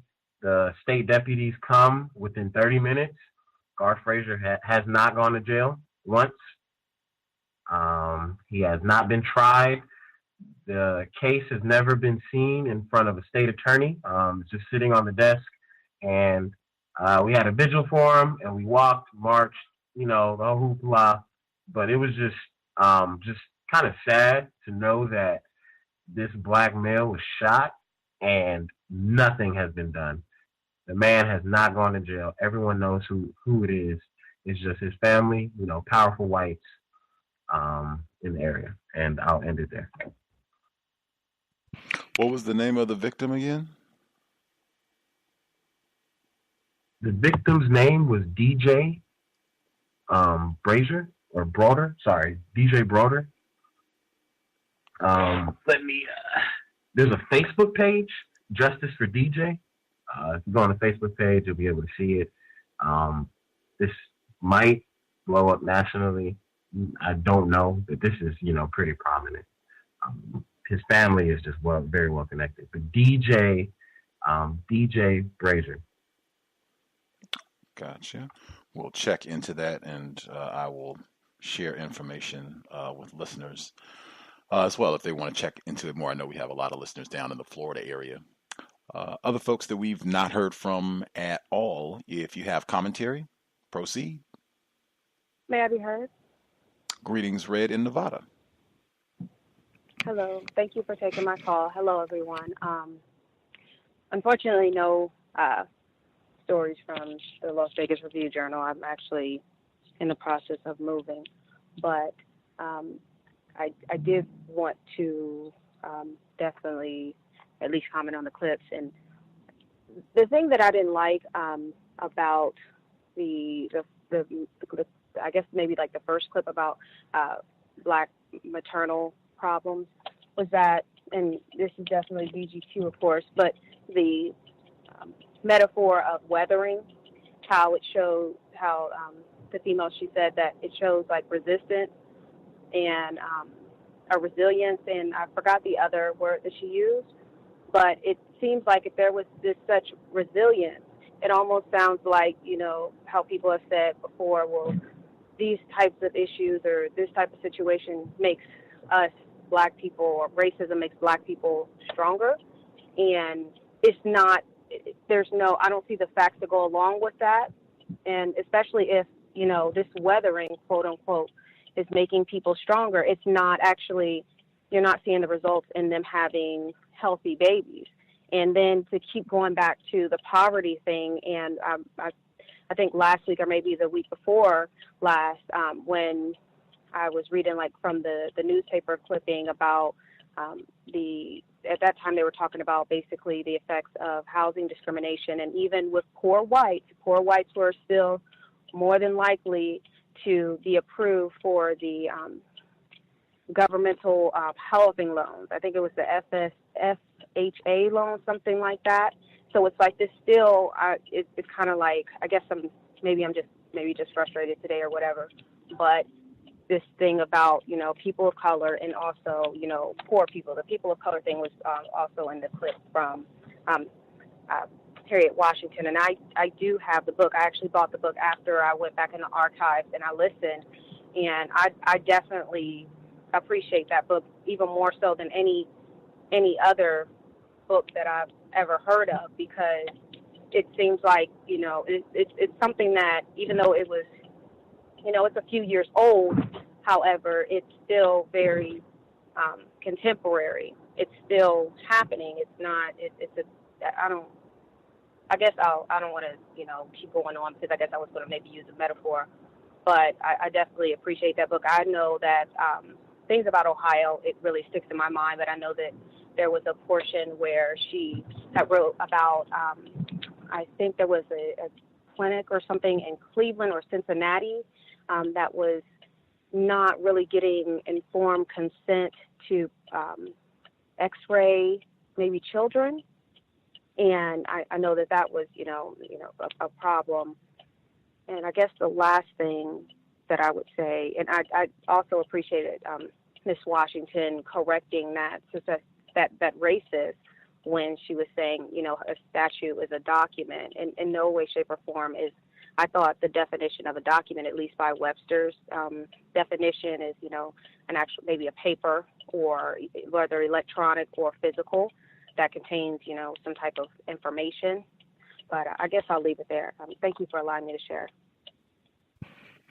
Appreciate that, Red Dev. And certainly that is something we talked about a lot. And if we're talking about health and white supremacy, Vernelia Randall, she was a guest on the program. She wrote the book Dying While Black. Actually, she was the first person who made the suggestion about if you have to go have a doctor's visit to make sure you take a friend who is healthy so that they can listen and advocate for you. But Vernelia Randall, she said she was one of the first person. She spent a lot of time, her first time being on the program. She's been a guest multiple times, but she said that that myth, really, and I think she was emphatic, that nonsense about somehow slavery and centuries of terrorism has made black people stronger, that is nonsense. It has not. That abuse makes you sick. It makes you weaker.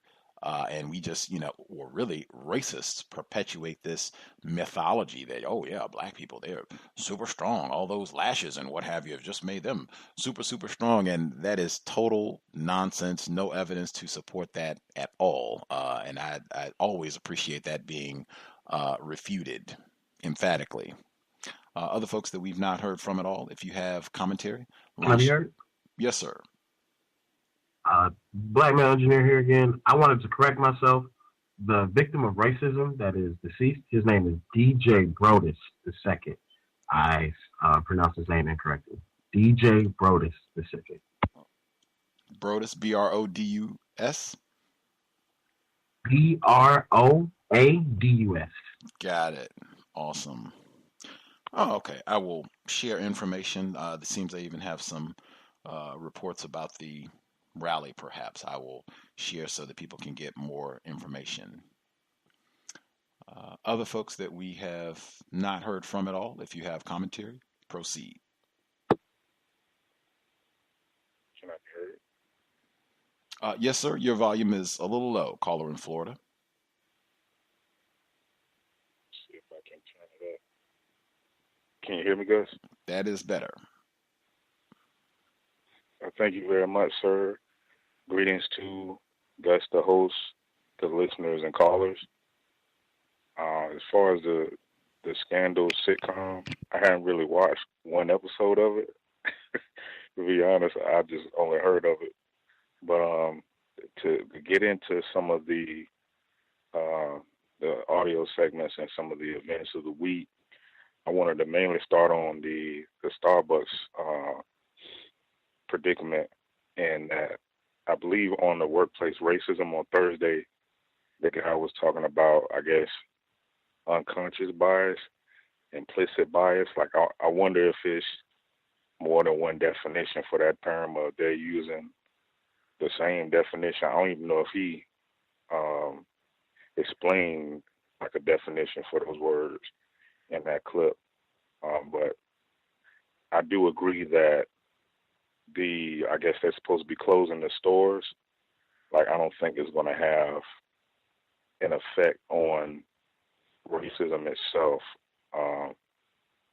But just, and another thing I wanted to mention is, like, when they first reported that story, and then days later, okay, they omitted that they were only in there for 2 minutes. Like, that's like very, very intense racism right there, to leave that part out, because when they do that, they take stuff out of context, and what that does is how people react to it, especially black people. Like, a lot of us, we're conditioned to think, well, you know, they must have, you know, done something or done this or that.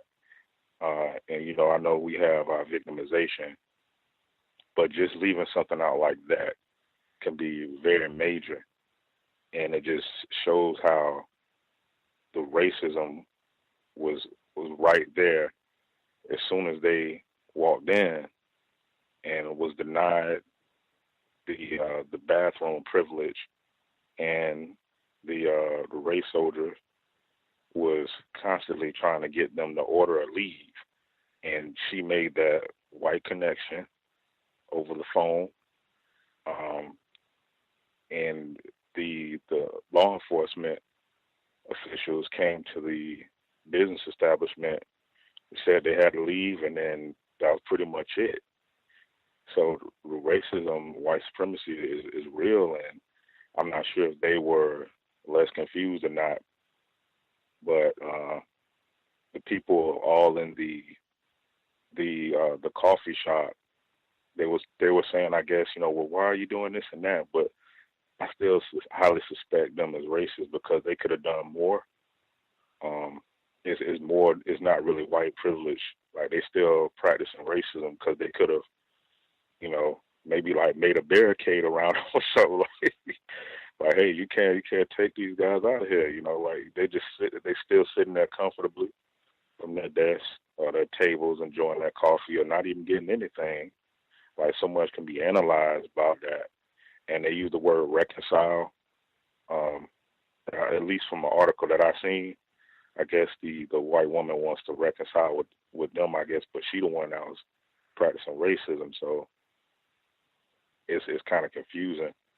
But I thought about that quote, like, white people don't get fired, they get transferred, and they were saying she no longer works, like the words, she no longer works to that particular branch.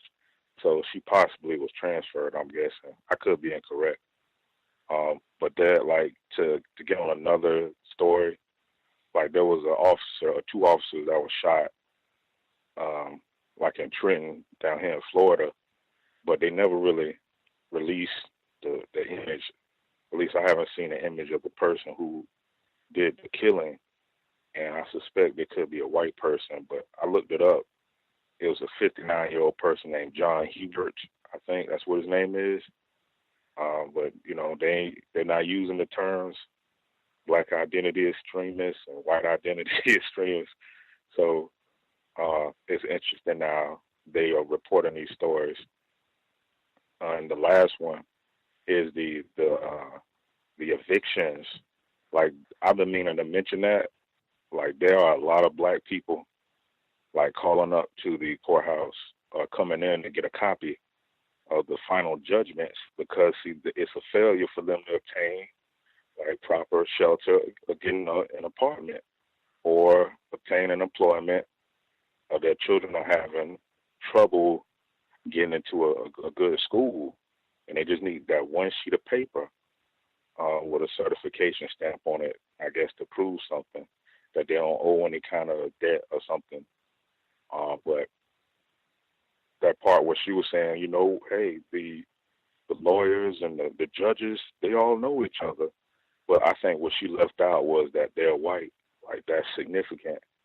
Okay, it's white attorneys, it's white judges, and they have that bond. It's that white supremacist bond they have. And I just wanted to add that in, and that's all I have for now. And thanks for allowing me to share. Indeed. White judges, white attorneys, white property owners, white landowners that they all know and hang out with each other. I've seen that sort of thing consistently where they're probably going to Christmas parties and probably got relatives or other folks in common. That's huge. And you go there as the person facing eviction, as they talked about, and you don't know any of these people. You don't know the procedures. This might be your first time being there. In fact, as they stated in the clip, you might be wrangling just trying to get into the building if you don't know what all the rules and regulations are about what you can bring in, or can you have your cell phone or water bottle and all that. I mean, system of racism, white supremacy. And they included, I don't think they had additional details that some of these evictions are not for, $6,000, $8,000, like massive sums of money. They were talking, some of these evictions are for, like, in fact, I think they said the average, these evictions will be for, $200, $300, like a very, very in my view, pitiful, small amount of money to toss, a family out of a house, out of a residence, and cause all this turmoil over. I mean, just a very, very trifling sum of money. Other folks that we've not heard from at all, if you have commentary, line should be open. Proceed.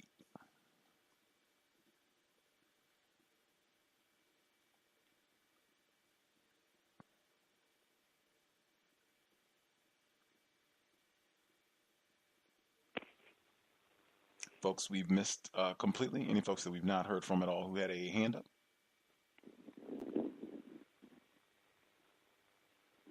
Can I be heard? Greetings. Yes, ma'am. Hi. Thank you. Okay, I'll start off with the medical apartheid. I did participate, not maybe every single Friday, but I participated. And for extra excitement, my son ordered them to hold that book at Barnes & Noble, so I drove him after school to go pick it up so he can keep up. So I read it, and I even transferred it to someone else so they can read it. So I shared. So it was a great book, very, very, very good book. I think I'm going to buy another one so I can read it again and keep it in my own personal library because that really helped. Listening to her clip about an hour or so ago, that was refreshing because I've been thinking about medical apartheid often, actually, since we've read it because it was so important to me. And I appreciate how she was just saying it wasn't just African-American women, it was Black people just in general who tend to suffer. And then it made me think back to how when I would take Tajay to the doctors every evening to get your checkups, and they try to give you these shots, and they want to give them a HPV or whatever the shot is for the ladies, and they would just keep forcing it on them. It's like, well, that's for girls, that's not for guys. Well, yeah, but he's gonna have sex. I said, well, no, he's not. He's junior high. And they really try to force it and bring another doctor in and bring another, hey, get out of here with that. No. Put it in the book. So that was wonderful for me. Scandal. I've never, ever, ever, ever seen Scandal. But the ladies, any lady that I've come in contact with that's Black, they swear by Scandal. If you part your lips to say anything about Scandal that's negative, they'll let you know, hey, you just haven't watched, you just don't get it, you just don't know it. So it's a trip, or it's sad how many of us are really watching it, and we're right there ready, and you can look on social media, and they're sad because of this last episode, and it's terrible. Nancy Reagan. Oh, what's that? Barbara Bush.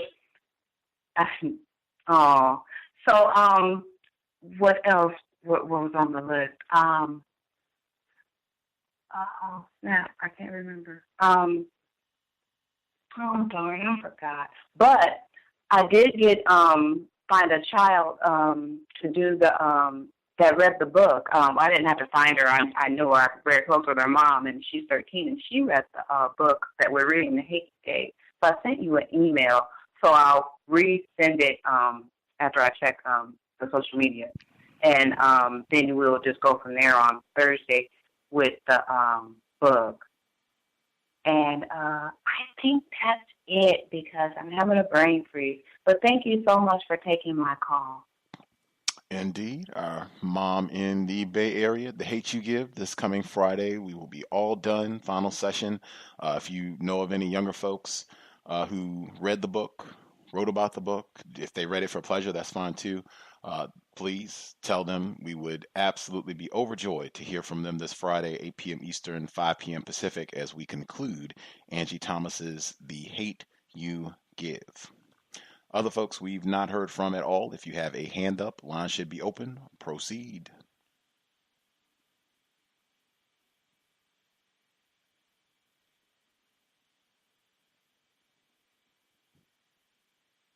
Can I be heard? Yes, ma'am. Oh, hi, good evening, everybody. This is the caller from Wisconsin, a software developer from Wisconsin. I actually had a couple of incidents this week that I wanted to impart, and I think one of them will sort of tie in nicely to the racial dislocation clip that was on earlier. The first one was actually a very tacky email that was sent to my mother from a racist suspect. My mother is actually the head of the family reunion committee this year, and she's been posting things on Ancestry.com, and apparently there's some racist suspects who may or may not be, quote unquote, related to us, and got one of her emails when she posted to our family, and this was the response they sent to my mother. Hi, it's nice to hear from you. I would love to come to the reunion. Unfortunately, I have dementia and need a babysitter. I'm not a very good example of good genes, but I would so love to know you and yours. I think our relationship may be through my paternal grandfather. All other grandparents were immigrants from Scandinavia, but I've always known we were some black. My son used to be surprised when he first looked in the mirror because he wasn't. Now my grandson wants to be black. I have black cousins, and at a reunion we were all playing football. He told his mom. Later she was talking to our cousin and said, my son wants to be black. She said, oh, let my little white boy be a nigger. So now he is. I am unfortunately still white as the driven snow. It's revolting. In my ethnic graph, I have Nigerian, North African, Middle Eastern, Jew, and Eastern European. My dad and his brothers and sisters have pretty dark skin. Some have nappy hair. One has blue eyes. The rest of the eyes are brown to black. Thank you for the invitation. So that was the first, this tacky, terribly tacky email, and I wanted to ask my mother if she asked the white woman what did she mean by wanting to be black, and what does it mean to let a little white boy be a nigger, but she wasn't interested in that. The second incident was actually my son. He was at school, and he had a very interesting exchange with the superintendent of his school. He goes to a private school, who is a racist suspect. And he wrote it out, so I'm going to read it in his own words. So the superintendent asked, I guess they're on this sort of mock tour. They take a school trip every year, and the school is predominantly black. It's a choice school, so it's quote unquote religious. And it's a predominantly black school, but every year in the middle school they take a class trip, and so this year they're getting ready for this class trip, and they're taking a mock tour around this neighborhood that the school is in, which used to be primarily black, but is starting to become increasingly gentrified. So this, in my son's words, this is what happened. The superintendent asked him any other questions. My son raised his hand, and the superintendent says, yes. My son said, would you classify this neighborhood as gentrified? The superintendent said, that's a great question. I liked how you said classified. Would you also tell the other students what gentrified means? And my son, who's 11, says, well, gentrified basically means when one race buys out another race's property and makes it worth more. And he has in parentheses, this definition is codified because of the suspected white supremacists that were there. There were about 6 of these white teachers there. The superintendent then says, yes, I would classify this neighborhood as gentrified. The low-income residents who lived here could not keep up with the richer residents who started buying out the other houses and making the neighborhood's wealth grow. And then my son's peer says, he means white people kicked out black people. So I asked my son why he asked this question, and he said, well, he asked the question because he was telling other peers that the neighborhood by the school was gentrified while they were on the mock tour. He said he also asked the question because he wanted to see if the superintendent would actually make up a racist, white supremacist answer. So that's all I have. I will say that the next day, this happened on Thursday, the next day I had to go into the school to sign a permission slip, and a a lot of the racist suspects who were on this mock tour kept on asking me questions, or they would say things like, "Wow, he really knocked our socks off with that question." Just trying to get more information, trying to figure out how he knows these things. One of them said, "Well, he really had a great knowledge of what gentrification was. It's the best I've ever heard from an 11-year-old." And I was just like, and just left it alone because I know they're trying to get information. And I will say, I thank you for the clips, Gus, because every week I'm reminded of who the enemy is. Every week. So thank you for that. With that, I'll mute my line. Thanks. Make sure I don't miss that metaphor. White as the driven snow. Anyway, that is absolutely spectacular. Your child questions that right there. And if I could just take a moment briefly, I think when Cheryl Moses was on the program a few weeks back, Come Meet a Black Person founder, right? And we were talking, and I think she was saying about my definition of racism, white supremacy, that I'm paraphrasing, that it was too technical perhaps, and that you want to talk in a way that a child can understand. I am such a huge advocate. And I hope that our record here on the cows is that, yes, you can explain racism, white supremacy accurately so that even a child at 11, 10, 9, 8, they can understand what racism, white supremacy is, how it works, what it means to be classified as white, and even at that age, they can start working on questions to ask whites. That is such a great skill, and just the courage, because I know sometimes people can feel, frightened. Racists, they have terrorized us, so that's legitimate. But just, hey, I have the black self-respect to courageously step forward and ask 1 or 21 questions to racist man, racist woman, racist child. That is absolutely brilliant. And then the codified response from the attempted parent when they are trying to get information. How did this little nigger get all these questions? His nigger parents must be doing something. We'll ask her a lot of questions.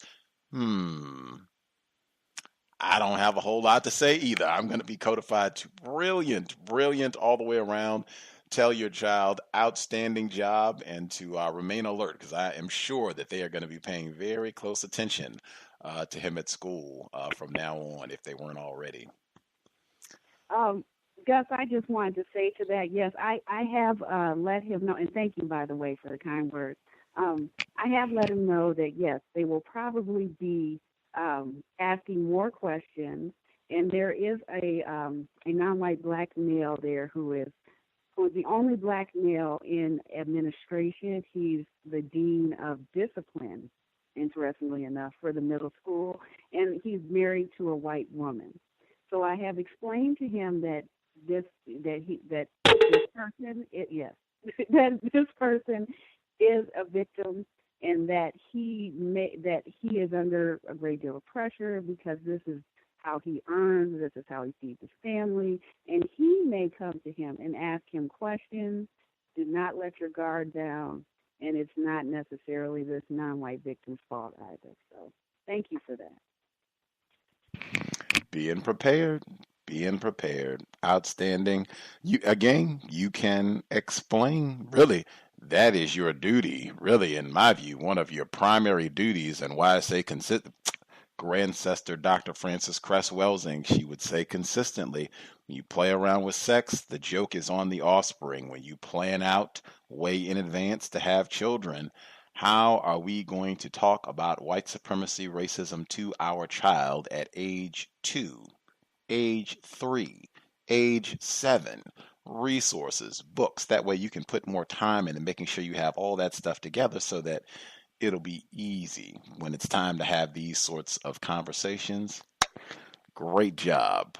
Really, that's something we got to make sure that we're doing and getting better at refining as we go, being a tempted counter race. I do not have children, so make sure. But I do think that that's important, and have the highest regard for attempted parents who are doing that, like what we just heard. Other folks we've not heard from at all?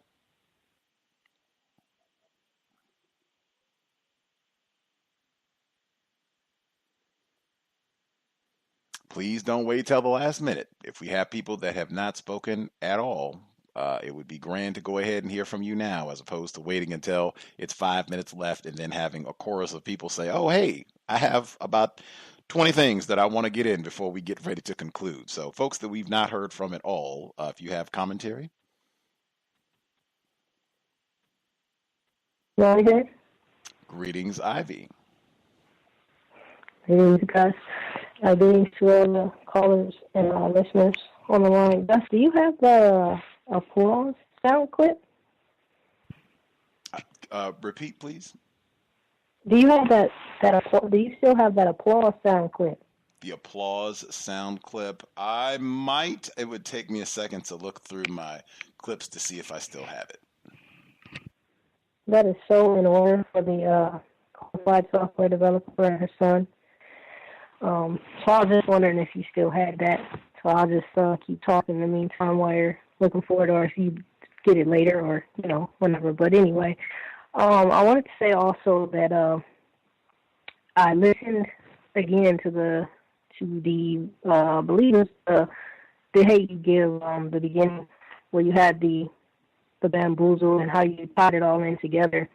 It definitely was, in my opinion, it was a brilliant comparison of how the white people that came in and tried to change everything, and just how that relates to the book, and how clearly, if she wrote that book at all, they definitely came in and took over the rest of it. As far as, when you said about, throwing shade and just any of those derivative shady and things like that, I actually stopped using that phrase for the exact same reason, or for the same reason that, just comparing something negative to something dark, and even to, how do I say this without using a metaphor? To make darkness something bad, because I was going to say demonize, to make darkness something bad, and to make shade something bad, because shade is not bad. Like, that's a great thing. Like, if it's too hot and you want to sit in the shade, that's a good thing. And now racists have turned that into something bad now, just to denigrate black people. And I know that the racist known as Eminem, he goes by a separate name of Slim Shady. Let me see, what's something else that I wanted to bring up.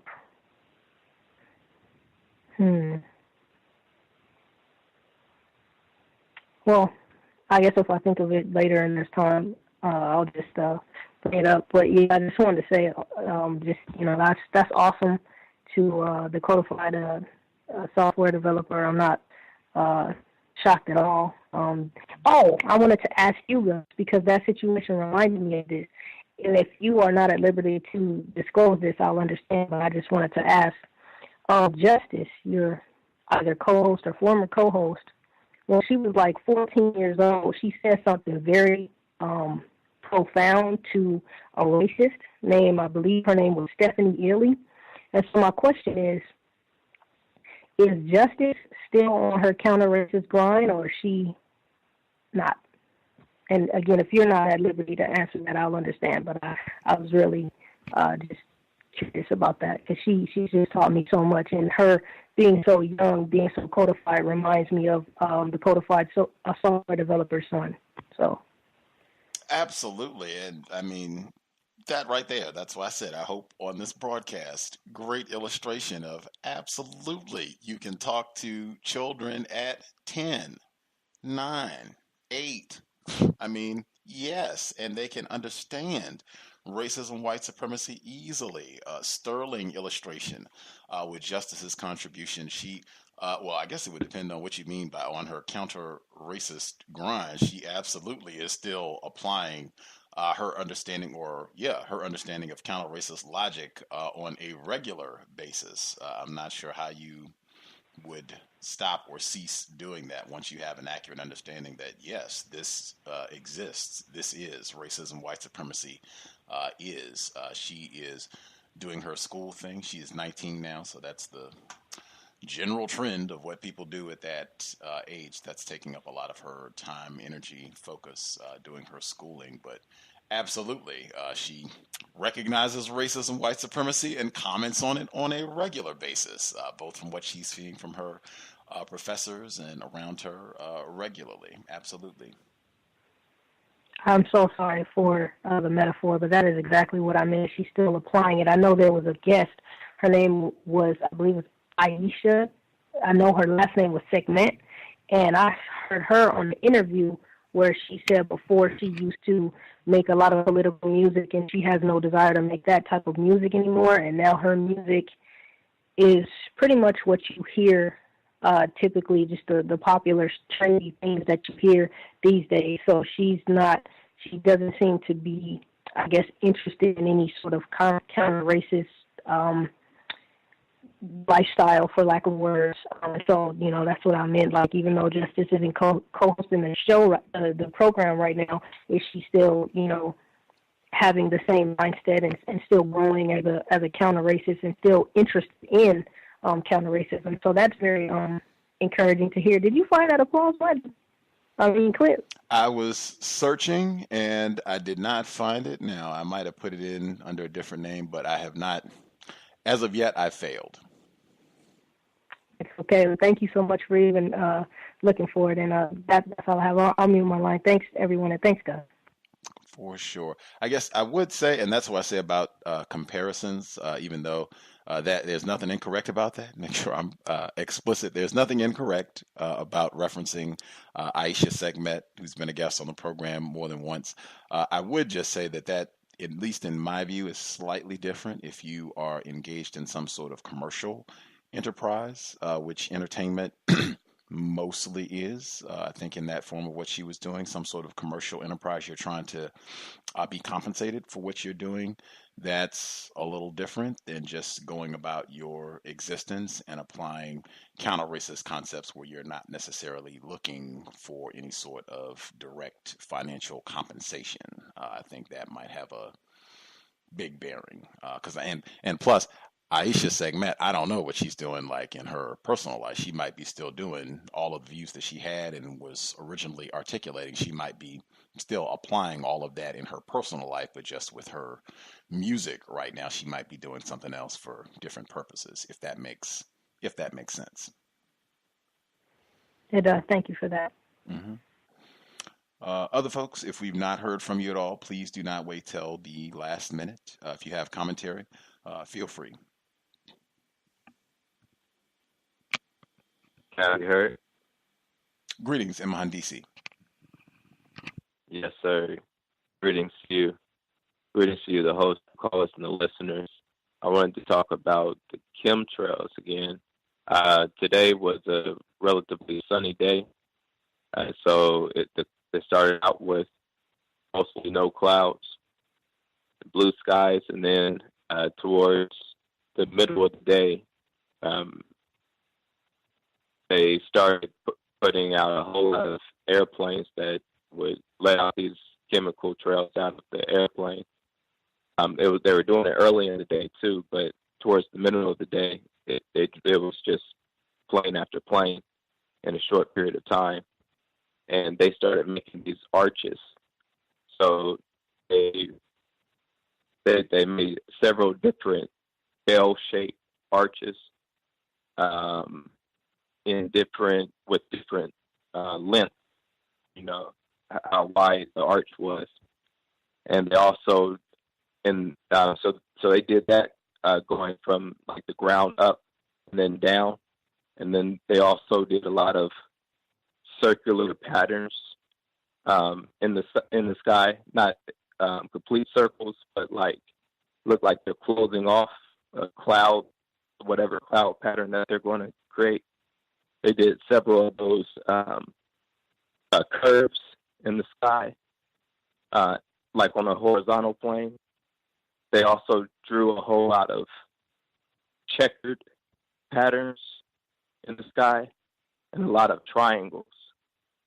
And it looks like it's a very specific design that they're drawing in the sky.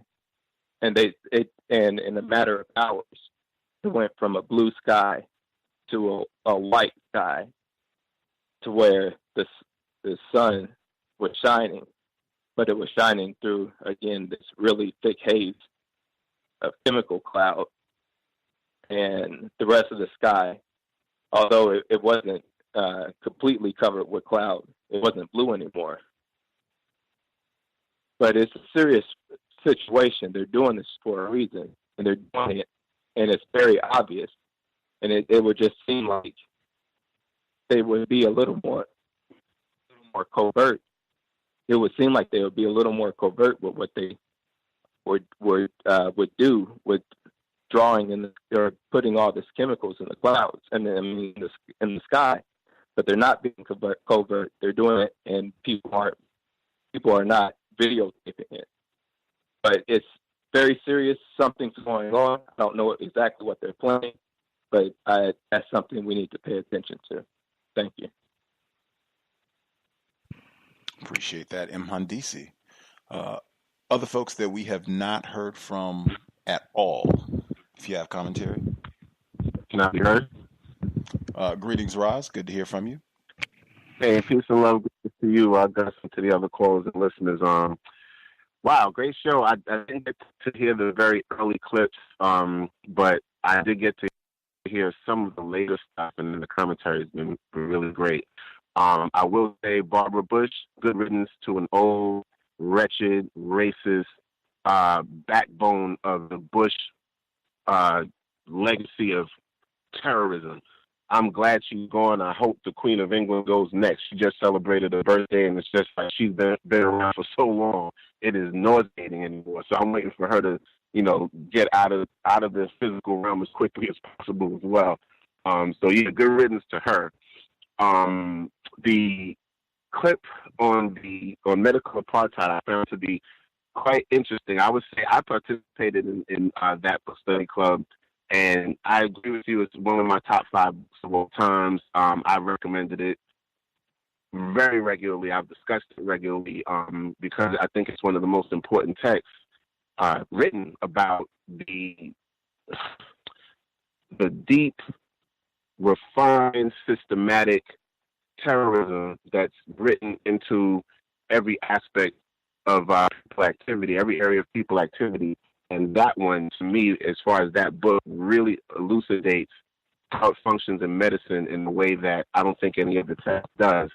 I found that the clip was quite interesting because they said that people who came from Caribbean and African so-called third world countries, when they first get to this country, their mortality rate and reproductive health is on par with white females.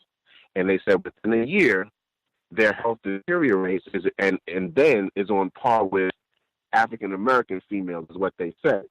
So what they're really telling me is that these so-called third world countries, African Caribbean third world countries, have a better medical system in relation to women's reproductive health, and that Black females in America get some of the worst medical assistance on the planet.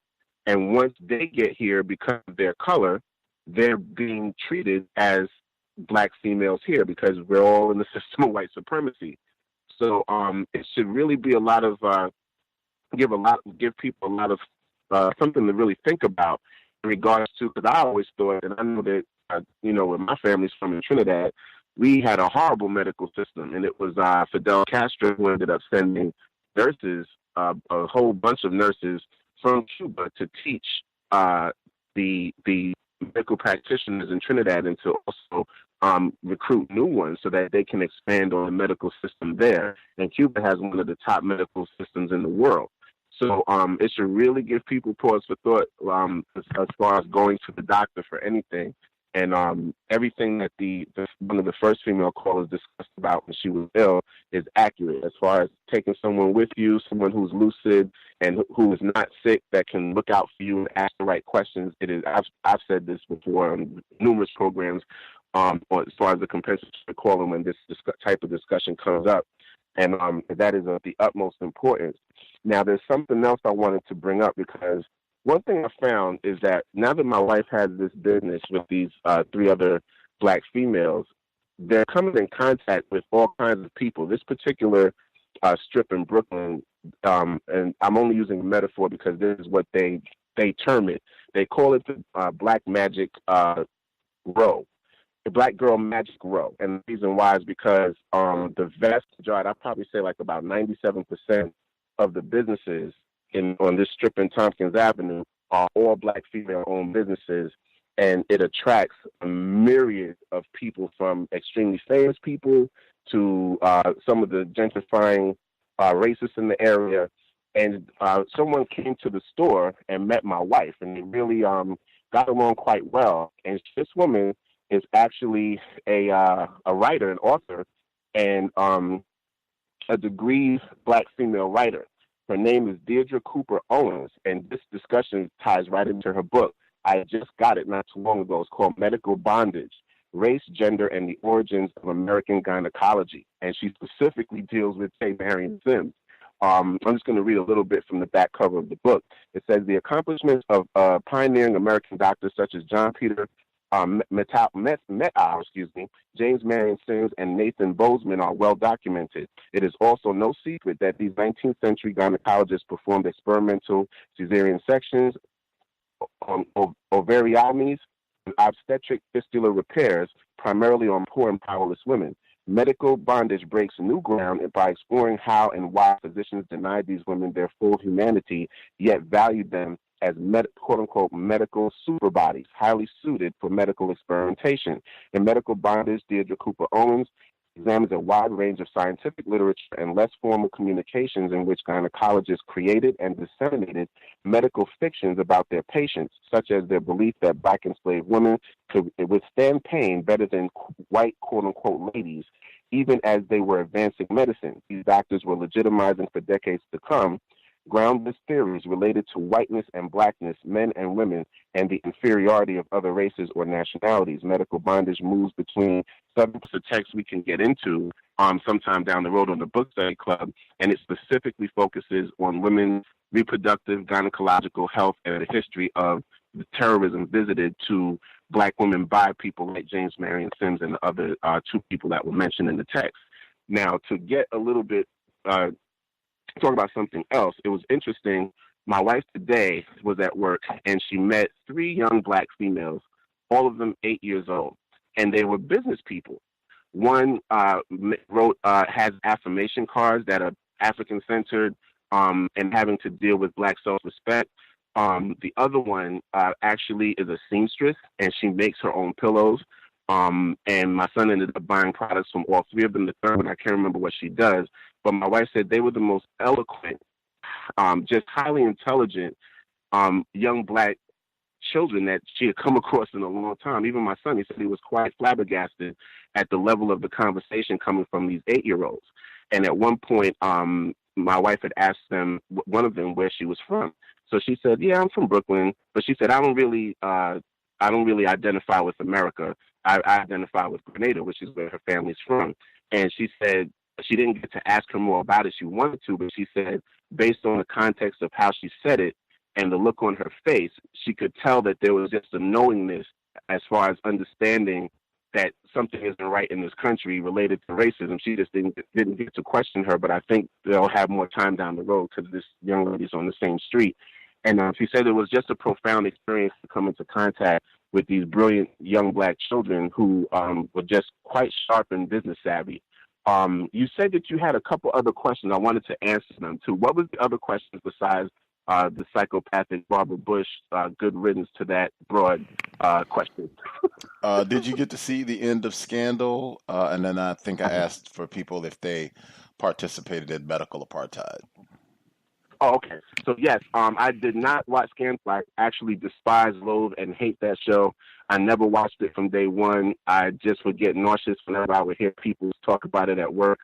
And I found it just quite, one of the most anti-Black shows on television, which was why it was so popular as far as I'm concerned.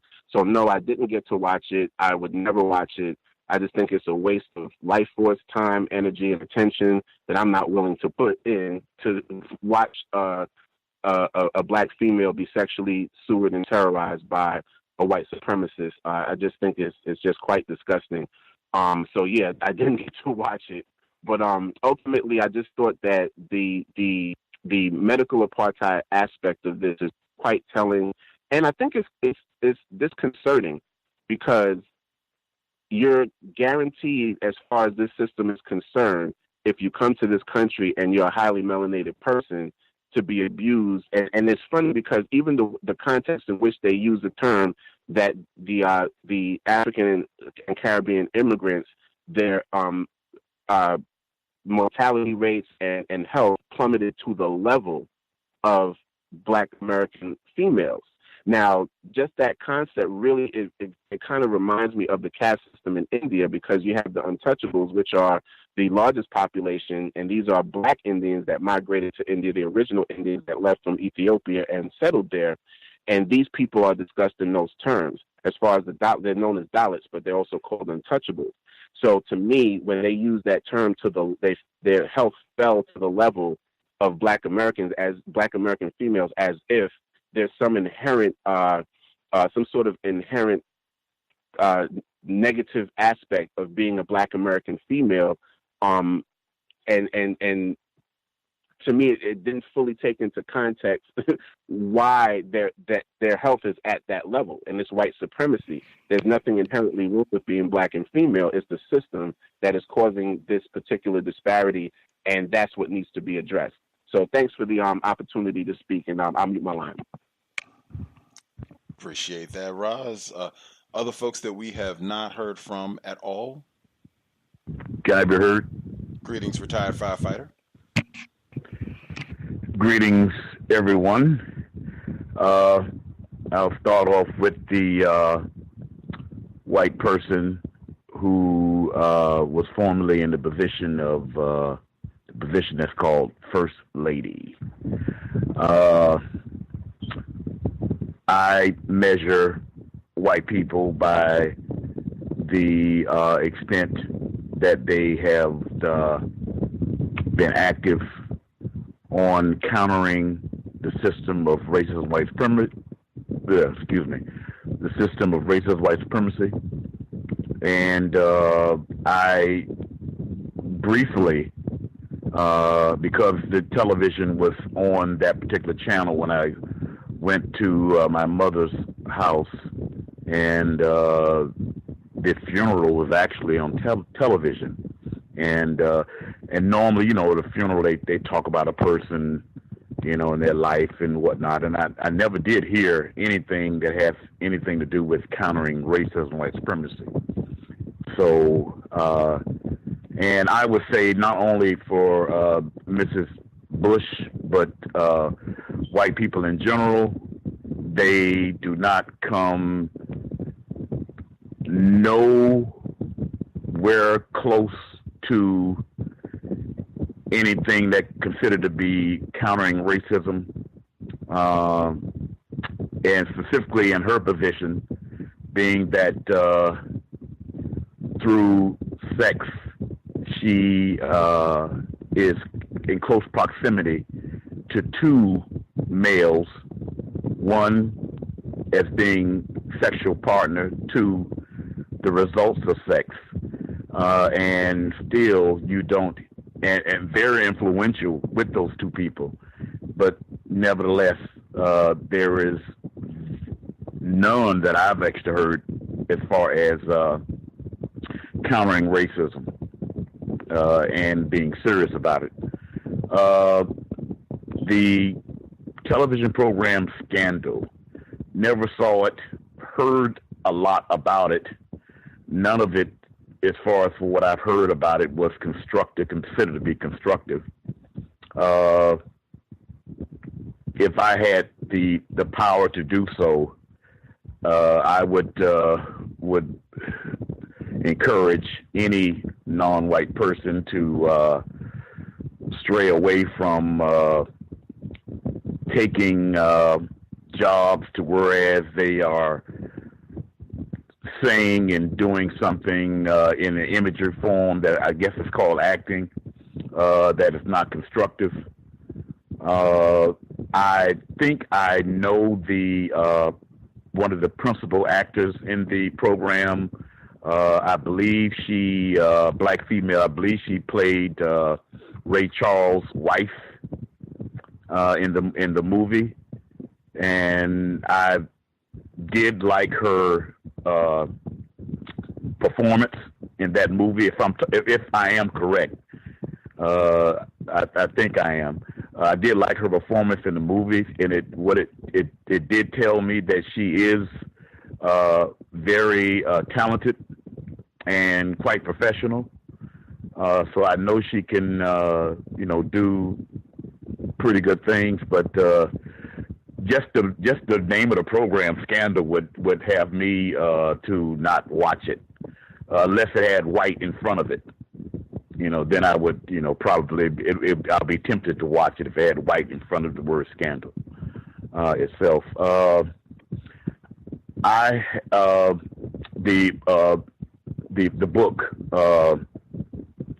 The book, just that quick, just slipped my mind on what the title of the book is that you're talking about. Medical Apartheid? Anyway, Medical Apartheid, I'm sorry. Medical Apartheid. Yes, I have used the book a lot in constructive counter-racist discourse, and to share the information from participating in the book read, sharing the information, because there's a lot of opportunities when non-white people especially are conversing with one another in a constructive way. Health does come up, and so that would give the opportunity, in my opinion, would give the opportunity to mention about books or some sort of documentary that would help support any constructive discourse or something informative, and that book certainly would fill into that category. I have basically challenged myself to, on a weekly basis, to attempt to make counter-racist activity into some sort of formative thing that I do on a daily basis, just by thinking on how do I transfer this thought on counter-racism into something that is on a daily basis. And there were two attempts this week I'll speak on. One was there's always something going on with me in a grocery store. In a grocery store again, and the person ahead of me, non-white black male. And as we all know, a lot of us use cards nowadays to, when we are purchasing items. And he was having some real trouble with his card. He seems to be a elderly black male. And so I decided to mention to the cashier that I would take care of his bill.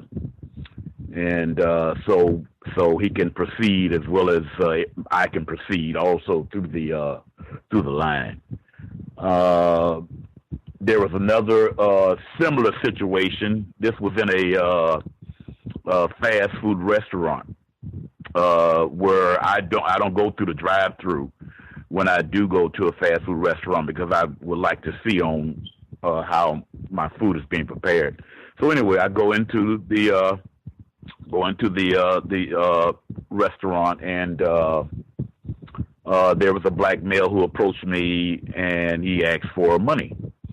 And I don't feel comfortable about giving someone money. For the most part, I don't even have it on me.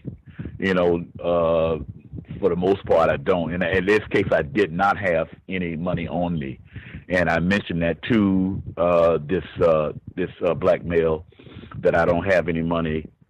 And I asked him a question. Well, what do you need the money? Do you need the money because you're hungry? And he said yes. And I said, well, just step right up here with me, and I'm going to buy you lunch. I'm going to buy you lunch, and along with me. And he thanked me for it, and I quickly stated, well, I appreciate the thanks, but you don't have to give me that. That's something I'm supposed to do. I'm supposed to help you. We're supposed to help each other. Basically, is what I informed him of, and after that, we just had departed. But that's all I have to say, and thank you for listening. Outstanding. Helping other victims of white supremacy. Absolutely spectacular. I'm glad to hear it, Mr. Williams. I think the system of white supremacy does a lot to discourage that sort of thing, to discourage us from helping and asking for help. And I think both of those are a big part of solving this problem. We can watch the background noise. Yes, sir. Thomas in New York. Good evening, Gus. I'm sorry I dropped my phone. Good evening to all the callers. I'm still a little traumatized from last night's reading. Area 8 activity. But the letter that the caller read from the white supremacist in regards to her family reunion that made up for it all, that was quite revealing. Wow. I mean, scandal, classic white supremacist propaganda. I did not watch the show. However, my wife does, so I would occasionally, be in the room with her while it was on. And, of course, I would not have any of her attention, but I would, pick up on things. And the way that it was written, where they could talk about racism, but yet the whole premise is a black woman sleeping with a married white man who happens to be the president. It's just, in my opinion, designed to further sewer the image of black women worldwide. It's going to fall in line with reality TV and a lot of the stuff that black women post on social media that gets blown up, which is pretty much how you become a reality TV star. It's based off of your social media presence. Last thing I'll add is on medical apartheid. I was on that book reading session, and I was glad that I had that information before I went into the healthcare field or working at the hospital when I was at that job, knowing a lot of what's going on already. I wasn't confused in that position. I kind of already knew what to expect, and everything that I was seeing, I could kind of relate back to that book. And I would often tell black employees of the hospital to read that book. And I would explain some of the things from that book, and they would seem interested. I would tell them, they would write it down. I don't know if they ever really got it or not, but definitely a classic book. White supremacists at work that has been torturing me, the torturist. Thus, yesterday, she asked me, I couldn't even hold this until next week. I thought it was so funny. Yesterday, she asked me to go to Starbucks for her. Now, just to give some background, the gentleman whose position I took, he said he used to have to always go get her coffee, and he did it up until a day that she overheard him complaining to someone about having to do it, and she never asked him again. So I said, I'm not even going to let her get in the habit of this. This was the first time she ever asked me to do this. And I told her, I'm boycotting Starbucks. She said, you're boycotting Starbucks? I said, yeah, for racism. And I walked away. So she came to me later, being very nice. Is this about the incident with the young men in the bathroom? And I said, yes. And she says, oh, so how long will this boycott last? I said, forever. And she says, oh, and she walked away. And I'll mute my line. Black self-respect, right on. I did want to make sure I got in the Grandcester, Dr. Frances Cress Welsing. On a Cow's broadcast, 31 times a guest, she was talking about scandal. And she said, great line. She said that she felt that Scandal and the film The Butler, which I've never seen, that came out about a black male who was a butler at the White House.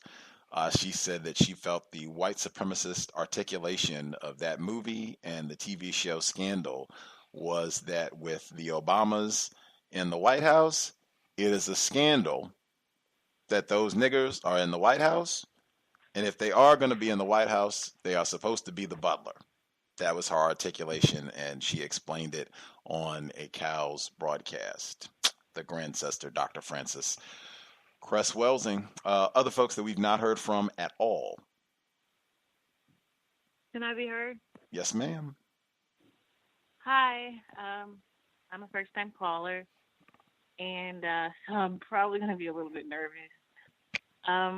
Along with the question about Scandal, I did watch it from like the first season to the second season, and I thought it was pretty okay, but for some reason, whenever I saw like any television show where they showed like a black female, particularly with a white male, I really felt odd watching it. I don't know how to describe the feeling that I would get, but I didn't like seeing it because I guess sort of subconsciously I sort of felt like it shouldn't be.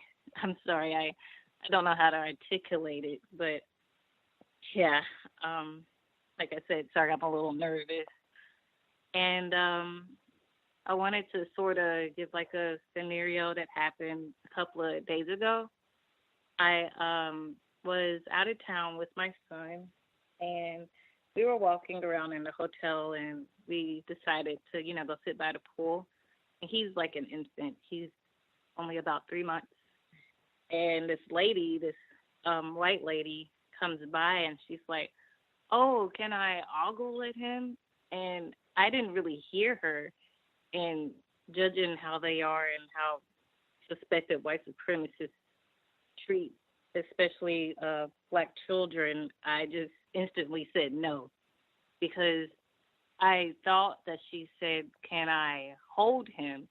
And I definitely don't want a stranger, let alone a suspected white supremacist, holding my child. So I told her no. And she was very offended by it. And she was like, "Really? I can't look at him? Are you serious?" And I was like, "Oh, I'm so sorry. Yes, you can look, but heck no, you can't hold him." So anyways, long story short, I felt like I showed maybe an inkling, well, not an inkling. I think that's a metaphor. I'm sorry. I showed an ounce of black self-respect by telling her no, because I really used to be extremely confused and very insecure. So I could definitely see in my older self saying yes to that woman, even if I thought she said, "Could she hold my child?" So yeah, sorry. Like I said, I'm very nervous, and I'll mute my mic. Don't be nervous. Glad to hear from you, first time caller. Just victims of white supremacy. Certainly no reason to be nervous. Still learning myself, still confused myself. So, just, yeah. I was going to say congratulations, I guess, first and foremost. If you have a 3-month-old, congratulations. Or, hey, you would be a great person to ask before you exit. We did have the clip about black maternal mortality rates. I've been saying for a few weeks now that I have been seeing increasing attention focused on this in mainstream outlets. I think I said that last week. Ivy gave her theory. She thought this might be to soothe white women's concerns about their own fragility around childbirth. You, 3 months from just having a child, again, congratulations. What are your thoughts on these reports about concerns about black maternal mortality rates?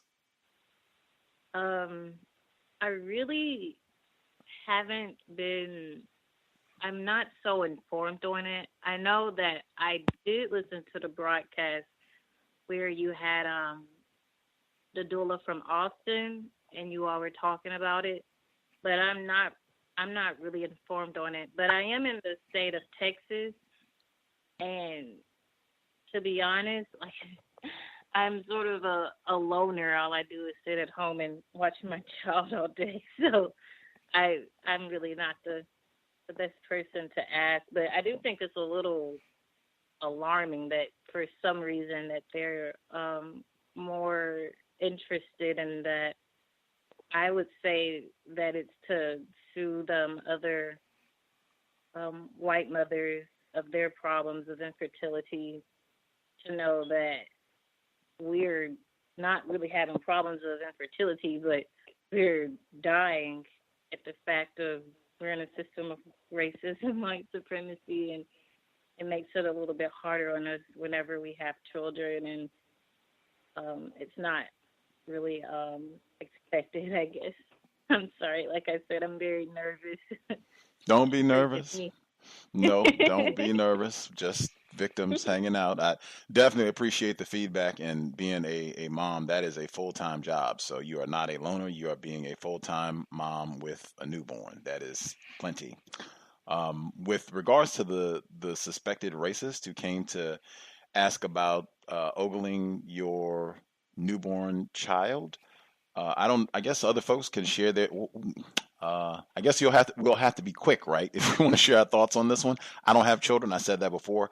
When I heard it, right, when you were saying that she wanted to ogle your child at the poolside, I was thinking, ew, like, oh my gosh, like Jeffrey Dahmer, Jerry Sandusky. That's what I was thinking. Jimmy Savile over in the UK. Like, let me grab my child, and I think it might be time for us to leave the pool. Like, that's what I was thinking. Even when it was, let me just look at your child. Now hold. Oh my God. Like, ooh, like same thing. Let me grab my child. It is time to get out of the pool. Maybe we'll come back later. Maybe not.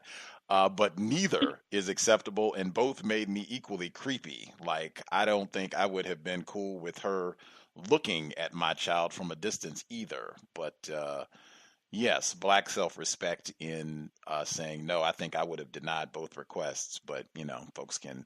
I would be interested, I guess, in hearing from parents. That's something we can do quick. Parents, if you want to give just a quick, would you be okay with a white person wanting to look at your child at the pool? Parents? Can I be heard? Yes. Oh, young. Let me stipulate, because we have a under one, so it's got to be a young child. Your child that's 1 or younger.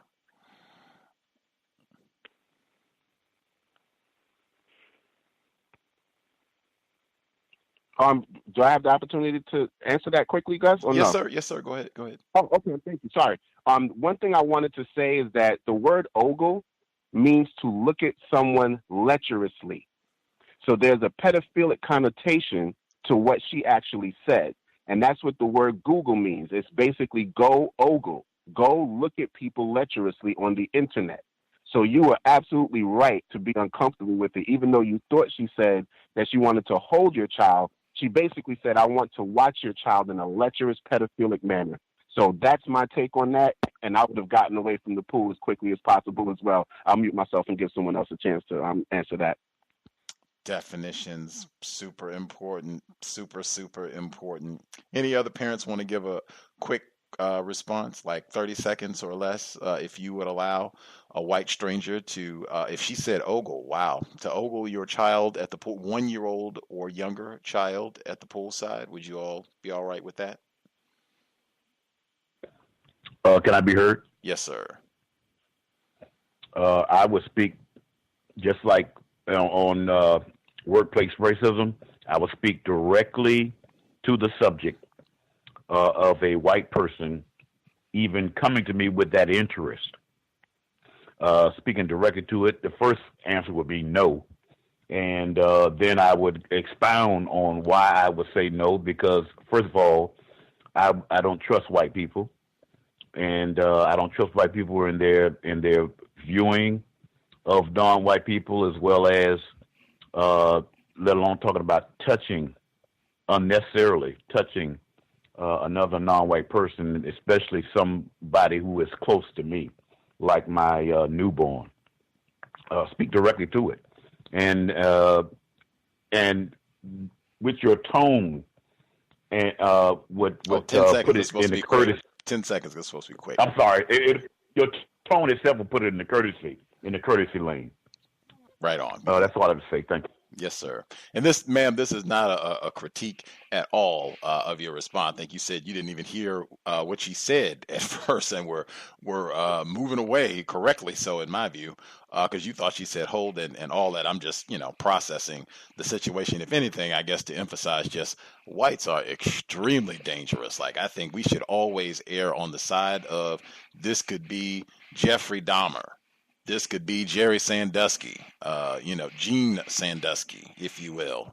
Every time, like I think that's the side that we should err on. That's what we should think of when they're in contact with us, and especially because so frequently there is that sexual predatory nature to how they function with us. And she might have been revealing herself to you if she, did actually say ogle. I mean, wow, that's Delectable Negro, can I put that out there too? Delectable Negro, because that should maybe be encroaching on Gus's top 10. Delectable Negro, Vincent Woodard. Wow, great one. Anybody we missed completely?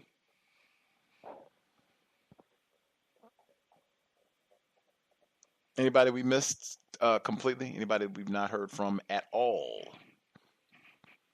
Can I be heard? Yes, sir. Yes. Greetings, Gus and listeners. This is Walter from Detroit. And thanks for the show. I've been listening for a little over a year now. And I wanted to comment on Scandal. I try to watch to see what psychological messages the white supremacists are putting out, but watching it actually literally turns my stomach. It makes me nauseated. And for some reason, I keep falling asleep on it. But from what I have forced myself to watch, on the show, she used to be the one in control and dominant, but gradually seemed like the white women gained control and became the dominant characters. And I think it reduced her to the traditional negress role that the races are comfortable with. But I tried to watch this last episode, but I fell asleep on it. I couldn't tell you what happened. And also the issue of the chemtrails. Actually, I do notice that on certain sunny days, I look up and I see patterns in the sky, those patterns that the other caller was talking about, square-like patterns. And then later on, a couple hours later, seems like it's overcast. Also, when I have a backyard garden, I wonder if those chemtrails, things from the chemtrails, have an effect on my vegetables, the non-GMO vegetables. Just wondering. That's it. I'll mute my line. Appreciate that. Anybody that we missed completely? Anybody who has a hand up that we didn't hear from at all?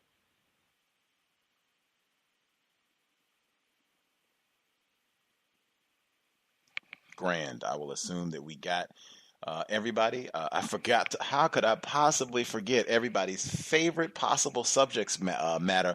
We spent all this time talking about Scandal. Everyone's favorite area of people activity, sexual intercourse. Hang on, I'm being interrupted now. Everyone's favorite area of people activity, area 8, sexual intercourse. I told folks. I think a week or so ago, we had a couple weeks back, we had Dr. Martin Kevorkian on the program, and he mentioned Dr. Carolyn West, black female. She's at the University of Washington, where I am. She's at the Tacoma branch. I'm in Seattle. Tacoma and Seattle are like, neighbor. Or I guess if you don't know, for people who are not familiar, Tacoma is maybe 30-minute drive down the road, depending on traffic, 40 minutes, depending on traffic. They're making a train, so the train, I'm sure you'll be able to get there in like 5 minutes. Anyway, she did a presentation on white supremacy and pornography. She did a documentary. She came to University of Texas, Austin to do a presentation. That's where he saw her. And she has a documentary on the subject matter. And when I spoke with her via phone, we were in agreement, it seemed, that racist jokes and pornography, these seem to be 2 times when whites are honest when they speak about their thoughts on niggers. unfiltered, total honesty. And she said that she was taking white feminists, her colleagues, right, to task because she was seeing this and like, how do you all have nothing to say about this? You talk about the commodification of women and blah, blah, blah. And look at this. Look at what they're doing. You know, the racism and the commodification of women. And she talked about the same abuse of black males as well. It's, you know, all the way around. But she said they had nothing to say about this. So she did this documentary. It's not... I will be able to view it before the program, but it's not like widely available right now. So hopefully she'll, you know, be able to give updates on when you all will be able to check it out. But I am super excited. We were supposed to do a program on white supremacy and pornography like years ago. I had people from all over the world who were sending content, and it was, man, the excitement and anticipation. Area 8, always people's favorite area of activity. But I do think the content is important. Dr. Kevorkian said her work, he was super impressed, and I'm even more, I guess, intrigued because she's right where I am. We could go to the Starbucks headquarters and have a conversation about her work, white supremacy and pornography, but she should be here this coming Wednesday, 8 p.m. Eastern, 5 p.m. Pacific. Dr. Carolyn West, black female, she'll be joining us live. Will be a hoot to have her on the program. Have your questions ready if you want to ask about Scandal. Man, I cannot wait to ask her if she is familiar with The Hate U Give. Wow, in which we will be concluding this coming Friday, 8 p.m. Eastern, 5 p.m. Pacific. Again, if you know any younger folks, if they had to read this book for class, if they read it for pleasure, please have them participate. I would love, I'm sure listeners would as well, absolutely love to hear their thoughts, views on the book, what the discussion sounded like in class, all of that. But that's concluding Friday, 8 p.m. Eastern, 5 p.m. Pacific. Thank you so much to everybody who participated. I hope it was worthy of your Saturday evening. If you have questions, guest suggestions, problems, feel free to drop an email untiljustice@gmail.com. There was a great documentary on Stephen Lawrence that came out this week. I'm a big fan of the Lawrence family and their work against racism, white supremacy. His mother, Doreen Lawrence, has been a guest on the program repeatedly. Check that out if you're looking for constructive viewing content.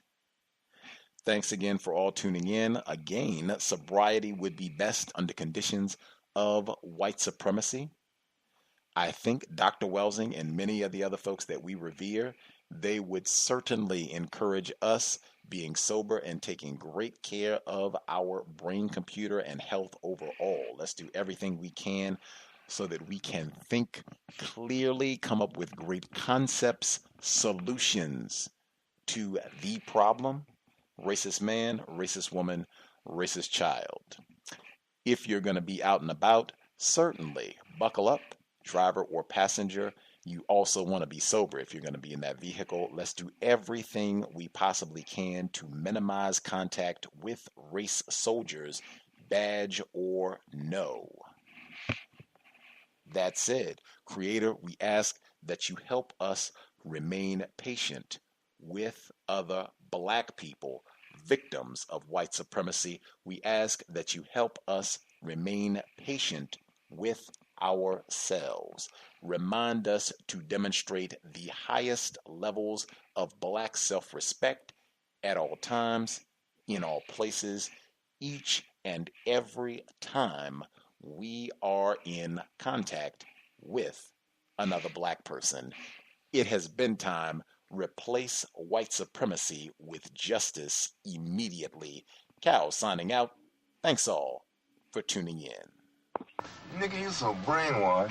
I'm a victim, brother. Problem. You're a victim. I'm a victim of 400 years of conditioning. Shut up. The man has programmed my conditioning.